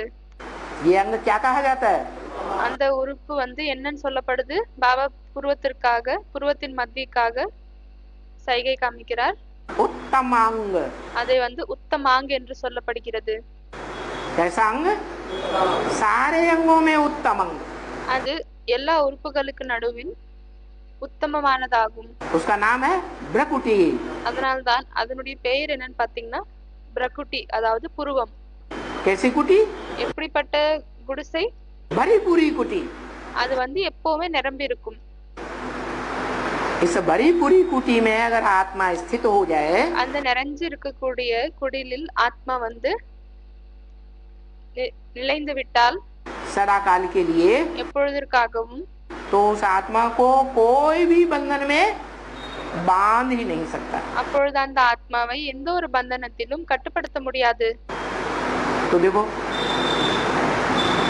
कर्म की दुनिया कौन से युग से शुरू होती है? அப்பொழுது பாருங்கள், கர்மத்தின் யுகம் வந்து எந்த கர்மத்தின் உலகம் எந்த யுகத்திலிருந்து தொடங்குகிறது? द्वापर युग से। துவாபர யுகத்திலிருந்து. द्वापर युग से द्वैतवादी धर्म शुरू हुआ या नहीं हुआ? துவாபர யுகத்திலிருந்து துவைத்தவாத தர்மம் வந்து தொடங்கியதா இல்லையா? दो दो धर्म, தொடங்கியது. ரெண்டு தர்மம், दो राज्य, ரெண்டு ராஜ்யம், दो भाषाएं, दो ரெண்டு மொழிகள், से चार से 8 बढ़ती ही चली गई। 2ல இருந்து 4, 4ல இருந்து 8ஆக அதிகரித்து கொண்டே சென்று விட்டது. ये द्वैतवाद बढ़ने से दुनिया में இந்த துவைத்தவாதம் உலகத்தில் அதிகரிக்கும் காரணத்தால் संघर्ष बढ़ता है या नहीं बढ़ता है? इसलिए देवताओं को कहा जाता है போராட்டம் தொடங்குகிறதா இல்லையா? அதனால்தான் தேவதைகளை अद्वैत। அத்வைத் என்று சொல்லப்படுகிறது. क्या? என்ன? अद्वैत। அத்வைத். और दैत्यों को कहा जाता है द्वैत। மற்றும் தைத்தியர்களில் இருந்துதான் துவைத் என்று சொல்லப்படுகிறது. द्वैतवादी। துவைத்வாதி, அதாவது எல்லாமே இரட்டை வழிகள் இருக்கும். तो ये दैत्यों की दुनिया है। எனவே இது வந்து தைத்தியர்கள், कौन सी? தைத்தியர்களின் உலகமாகும். எது? द्वापर युग से துவாபர जहाँ யுகத்திலிருந்து कर्म करने पड़ते हैं எங்கு வந்து கர்மங்கள் செய்யப்படுகிறது, कर्मेंद्रियों के द्वारा। கர்மேந்திரியங்கள் மூலமாக. कर्मेंद्रियां देह का अंग है, கர்மேந்திரியங்கள் தேகத்தினுடைய உறுப்பாகும். அதனால்தான் ये देहवान है या नहीं है? தேகபானம் இருக்கிறதா இல்லையா? देहवान है। தேகபானம் இருக்கிறது. जहाँ देहवान है आत्माभिमान नहीं है, எங்கு தேகபானம் இருக்கிறதோ ஆத்மாபிமானம் இல்லையோ वहाँ स्वतंत्रता है, அங்கு சுதந்திரம் இருக்கிறதா? है? वहाँ स्वतंत्रता नहीं है। அங்க சுதந்திரம் வந்து இல்லை. तो आज के जो कंट्रोल करने वाले देश विदेश में எனவே இன்றைய நாளில் கண்ட்ரோல் செய்யக்கூடியவர்கள் தேசங்களில் விதேசங்களில் जो नेताएं हैं, யார் நேதாக்கள் இருக்கிறார்களோ, सत्ताधारी हैं, वो भी क्या समझते हैं? ஆட்சியில இருக்கிறாங்களோ அவங்களும் வந்து என்ன புரிஞ்சுக்கிறாங்க? क्या हम कर रहे हैं अच्छा काम, நாங்க தான் வந்து நல்ல வேலையை செய்யறோம், हम इस दुनिया को सुख की दुनिया बना रहे हैं, நாங்க தான் இந்த உலகத்தை சுகத்தினுடைய உலகமாக ஆக்குகிறோம், स्वर्ग बनाए रहे हैं। ஸ்வர்கமாக்குகிறோம். क्या बनाए रहे हैं? என்ன உருவாக்குறோமா? हैं? गांधी जी ने रामराज्य लाया காந்தி அவர்கள் வந்து ராமராஜ்யத்தை கொண்டு வந்தாரா? है? अरे कोई राजा का राज्य आता है அரே, எந்த ஒரு ராஜாவினுடைய ராஜ்யம் வருகிறது, तो राजा खुद लड़ाई लड़के राज्य लेता है அப்பொழுது ராஜா தானே சண்டையிட்டு ராஜ்யத்தை எடுத்துக்கிறாங்களா? या कोई उसको लड़ाई लड़के तो कोई दूसरा दे देता है? இல்லை, ஆனால் வேற யாராவது சண்டையிட்டு மத்தவங்க அவங்களுக்கு ராஜ்யத்தை கொடுத்துடுறாங்களா? है? खुद लड़ाई लड़ता है। தானே வந்து சண்டையிடுறாங்க. राम राज्य आना होगा तो राम खुद ही सामने आएगा, அப்பொழுது ராமராஜ்யம் வரணும் என்றால் ராமர் தானே முன்னால் வருவாரா? प्रत्यक्ष होगा, பிரத்யட்சமாகுவாரா? या गांधी जी लाएंगे राम राज्य? இல்லையானால் காந்தி அவர்கள் ராமராஜ்யத்தை கொண்டு வருவாங்களா? फिर राम राज्य आ गया பிறகு என்ன, ராமராஜ்யம் வந்து விட்டதா? है? और ही रावण राज्य हो गया। இன்னுமே வந்து ராவண ராஜ்யம் ஆகிவிட்டது. तो अब करना क्या है? எனவே இப்பொழுது என்ன செய்ய வேண்டும்? समझना क्या है? என்ன புரிஞ்சுக்க வேண்டும்? यही समझना है இதுதான் புரிஞ்சுக்க வேண்டும். इस मनुष्य सृष्टि का जो बाप है இந்த मனித சிருஷ்டியினுடைய बाप- தந்தை யார் இருக்காங்களோ से क्या मिलता है? அந்த தந்தையிடமிருந்து என்ன கிடைக்கிறது? वर्षा मिलता है, प्रॉपर्टी मिलती है। ஆஸ்தி கிடைக்கிறது, சொத்து கிடைக்கிறது. निराकारी बाप से நிராகார தந்தையிடமிருந்து निराकार वर्षा मिलता है। நிராகார ஆஸ்தி கிடைக்கிறது. क्या? என்ன? ज्ञान का वर्षा मिलता ஞானத்தின் ஆஸ்தி கிடைக்கிறது. है। और साकारी बाप से மற்றும் சாக்கார தந்தையிடமிருந்து साकारी राजाई का वर्षा मिलता है। சாக்கார ராஜ்யத்தினுடைய ராஜாங்கத்தினுடைய ஆஸ்தி என்பது கிடைக்கிறது. क्या? என்ன? निराकार साकार राजाई देता है या साकार बाप साकारी राजाई देता है? நிராகார அவர்கள் சாக்கார ராஜ்யத்தை கொடுக்கிறாரா, இல்லைன்னா சாக்கார தந்தை சாக்கார ராஜ்யத்தை கொடுக்கிறாரா? साकार बाप साकारी राजाई देगा। சாக்கார தந்தை சாக்கார ராஜாங்கத்தை தருகிறார். धनवान बाप होगा तो धन का वर्षा देगा। பணக்கார தந்தை இருந்தால் பிறகு பணத்தினுடைய ஆஸ்தியை கொடுப்பார்.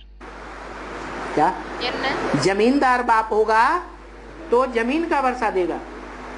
நிலம் இருக்கக்கூடிய தந்தையாக இருந்தால் பிறகு நிலத்தினுடைய ஆஸ்தியை தருவார்.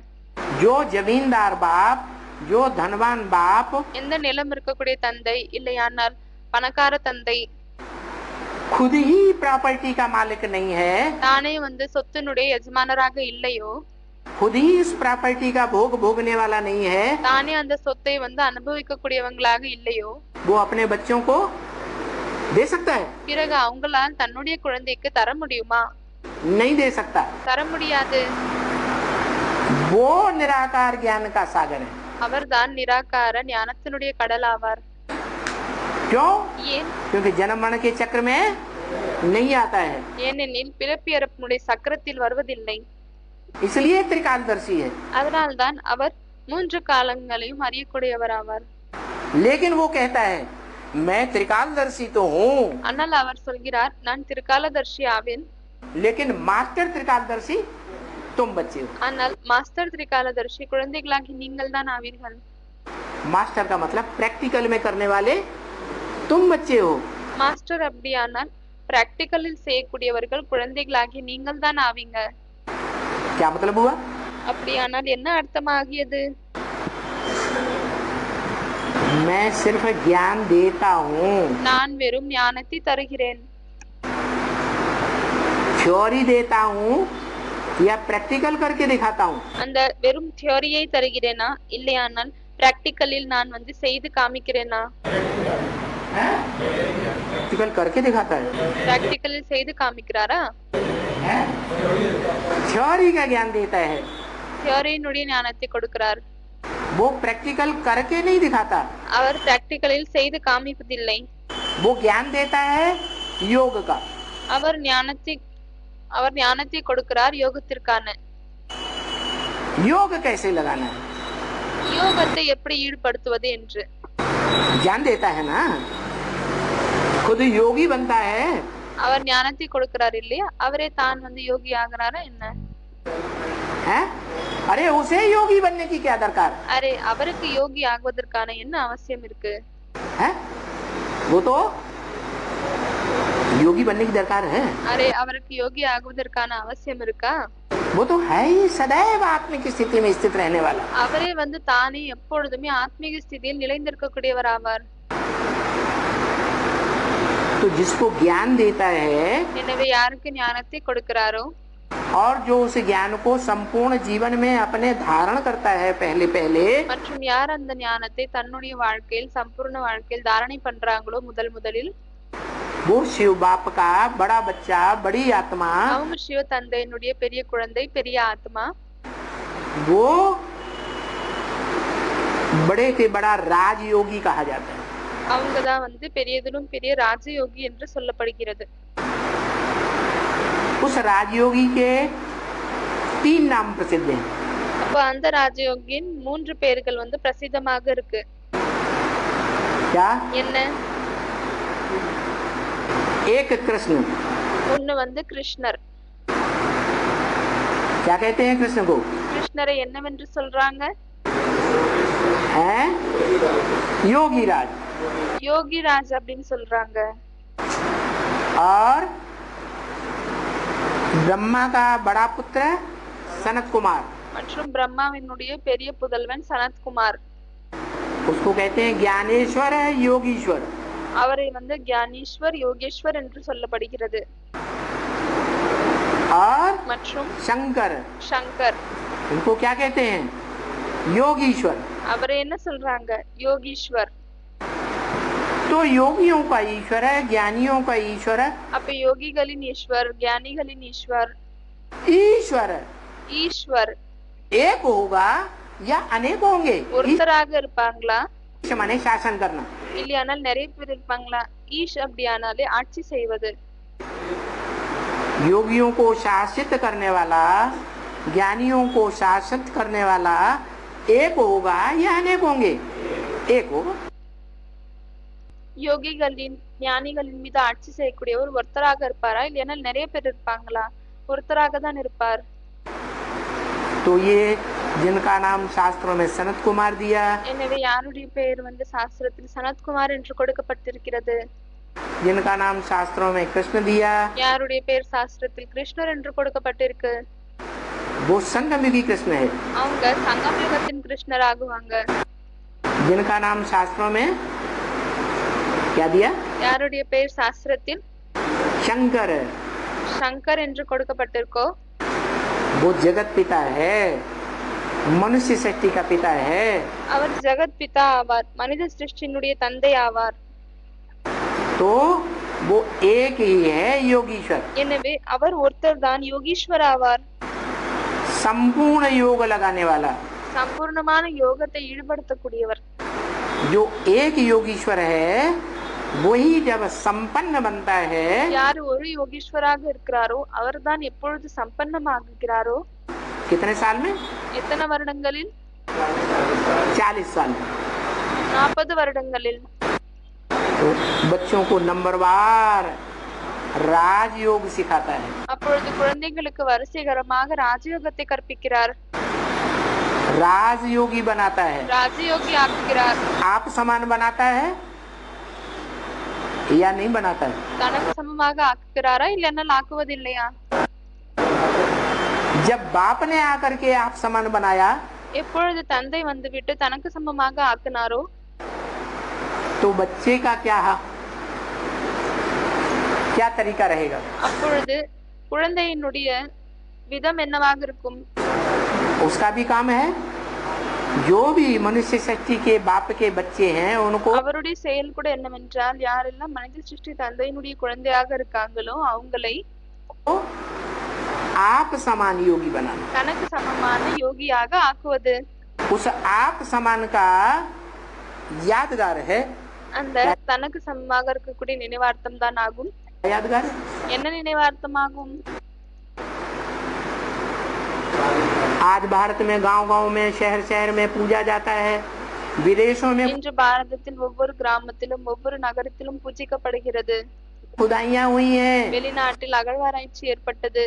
सबसे जास्ती लिंग मूर्तियां मिली हैं। அதுல எல்லாத்தை விட அதிகமாக லிங்க மூர்த்திகள் கிடைத்தது। ये यादगार है। सारी पृथ्वी पर सार्वभौम यादगार है। இது நினைவார்த்தமாகும்। முழு உலகத்திலும் இது மிகவும் பரவி இருக்கக்கூடிய ஃபேமஸான நினைவார்த்தமாகும்। तो मनुष्य शक्ति का बाप है। எனவே அவர் மனித சிருஷ்டியினுடைய தந்தை ஆவார்। जो ऐसी योग की स्थिति में बैठा है। யாரு இப்படிப்பட்ட யோகத்தினுடைய நிலையில் அமர்ந்திருக்கிறார்? कैसी योग की स्थिति में? எப்படிப்பட்ட யோகத்தின் நிலையில்? है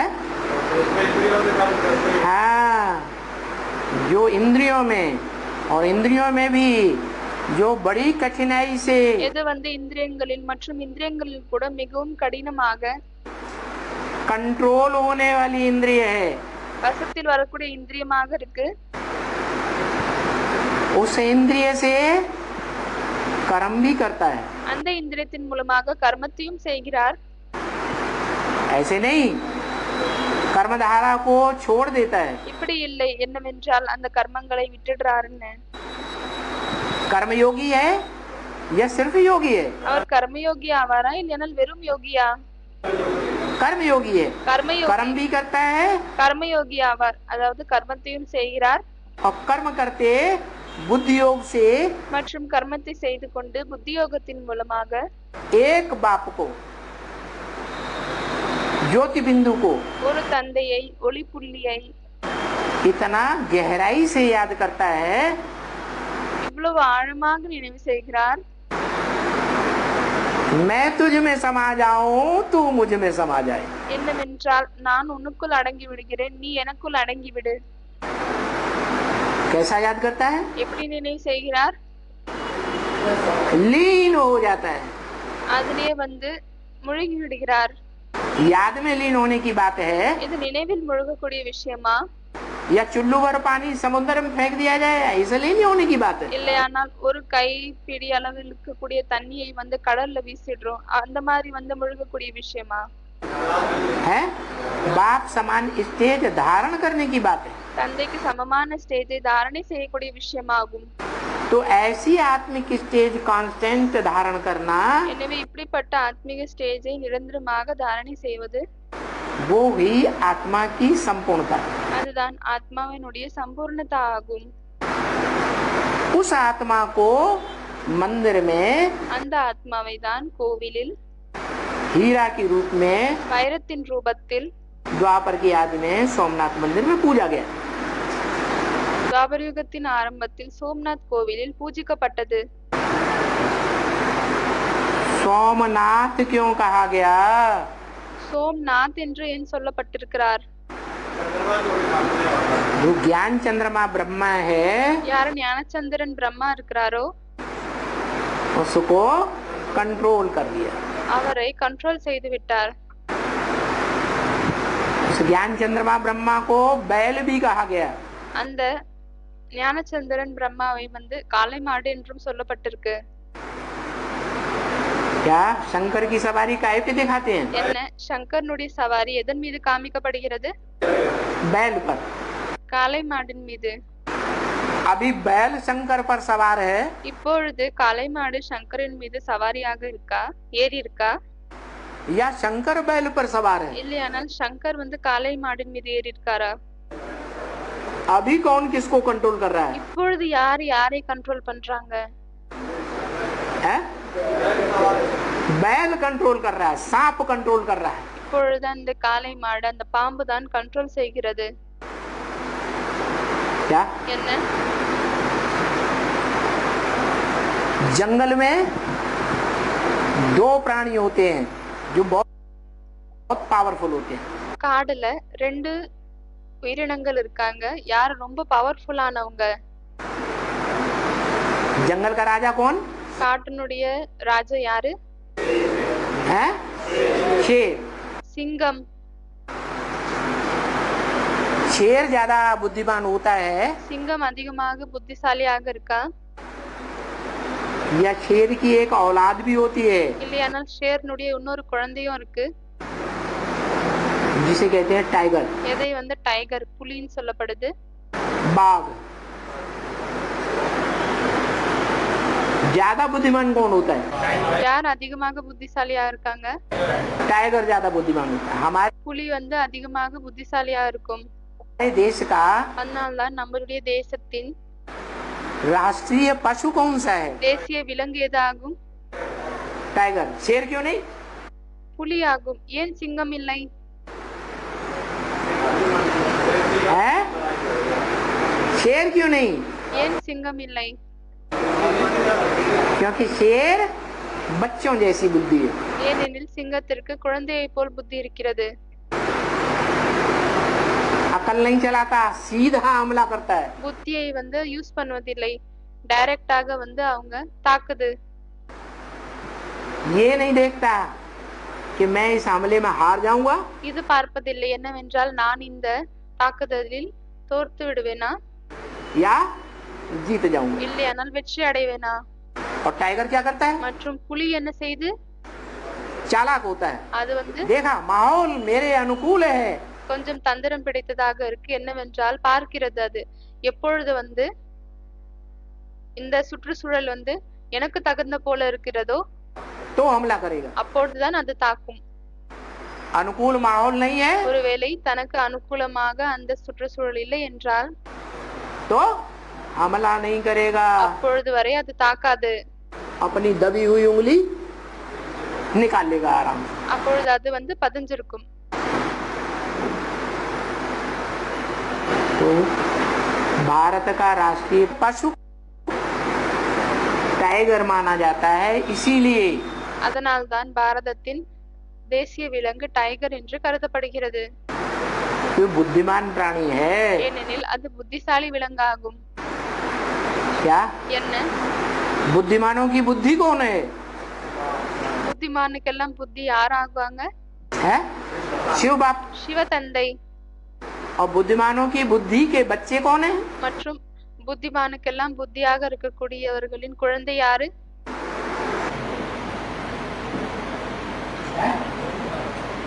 दुनिया में बुद्धिमान किसको माना जाएगा? உலகத்தில் புத்திமான் என்று யாரை கருதப்படும்? जो वैज्ञानिकों को पहचान ले वो, யார் விஞ்ஞானிகளை தெரிந்து கொள்கிறார்களோ அவர்களையா? धर्म पिताओं को पहचान ले वो, தர்ம பிதாக்களை அறிந்து கொள்கிறார்கள் அவர்களையா? देवात्मा को पहचान ले वो, தேவாத்மாக்களை அறிந்து கொள்கிறார்கள் அவரையா?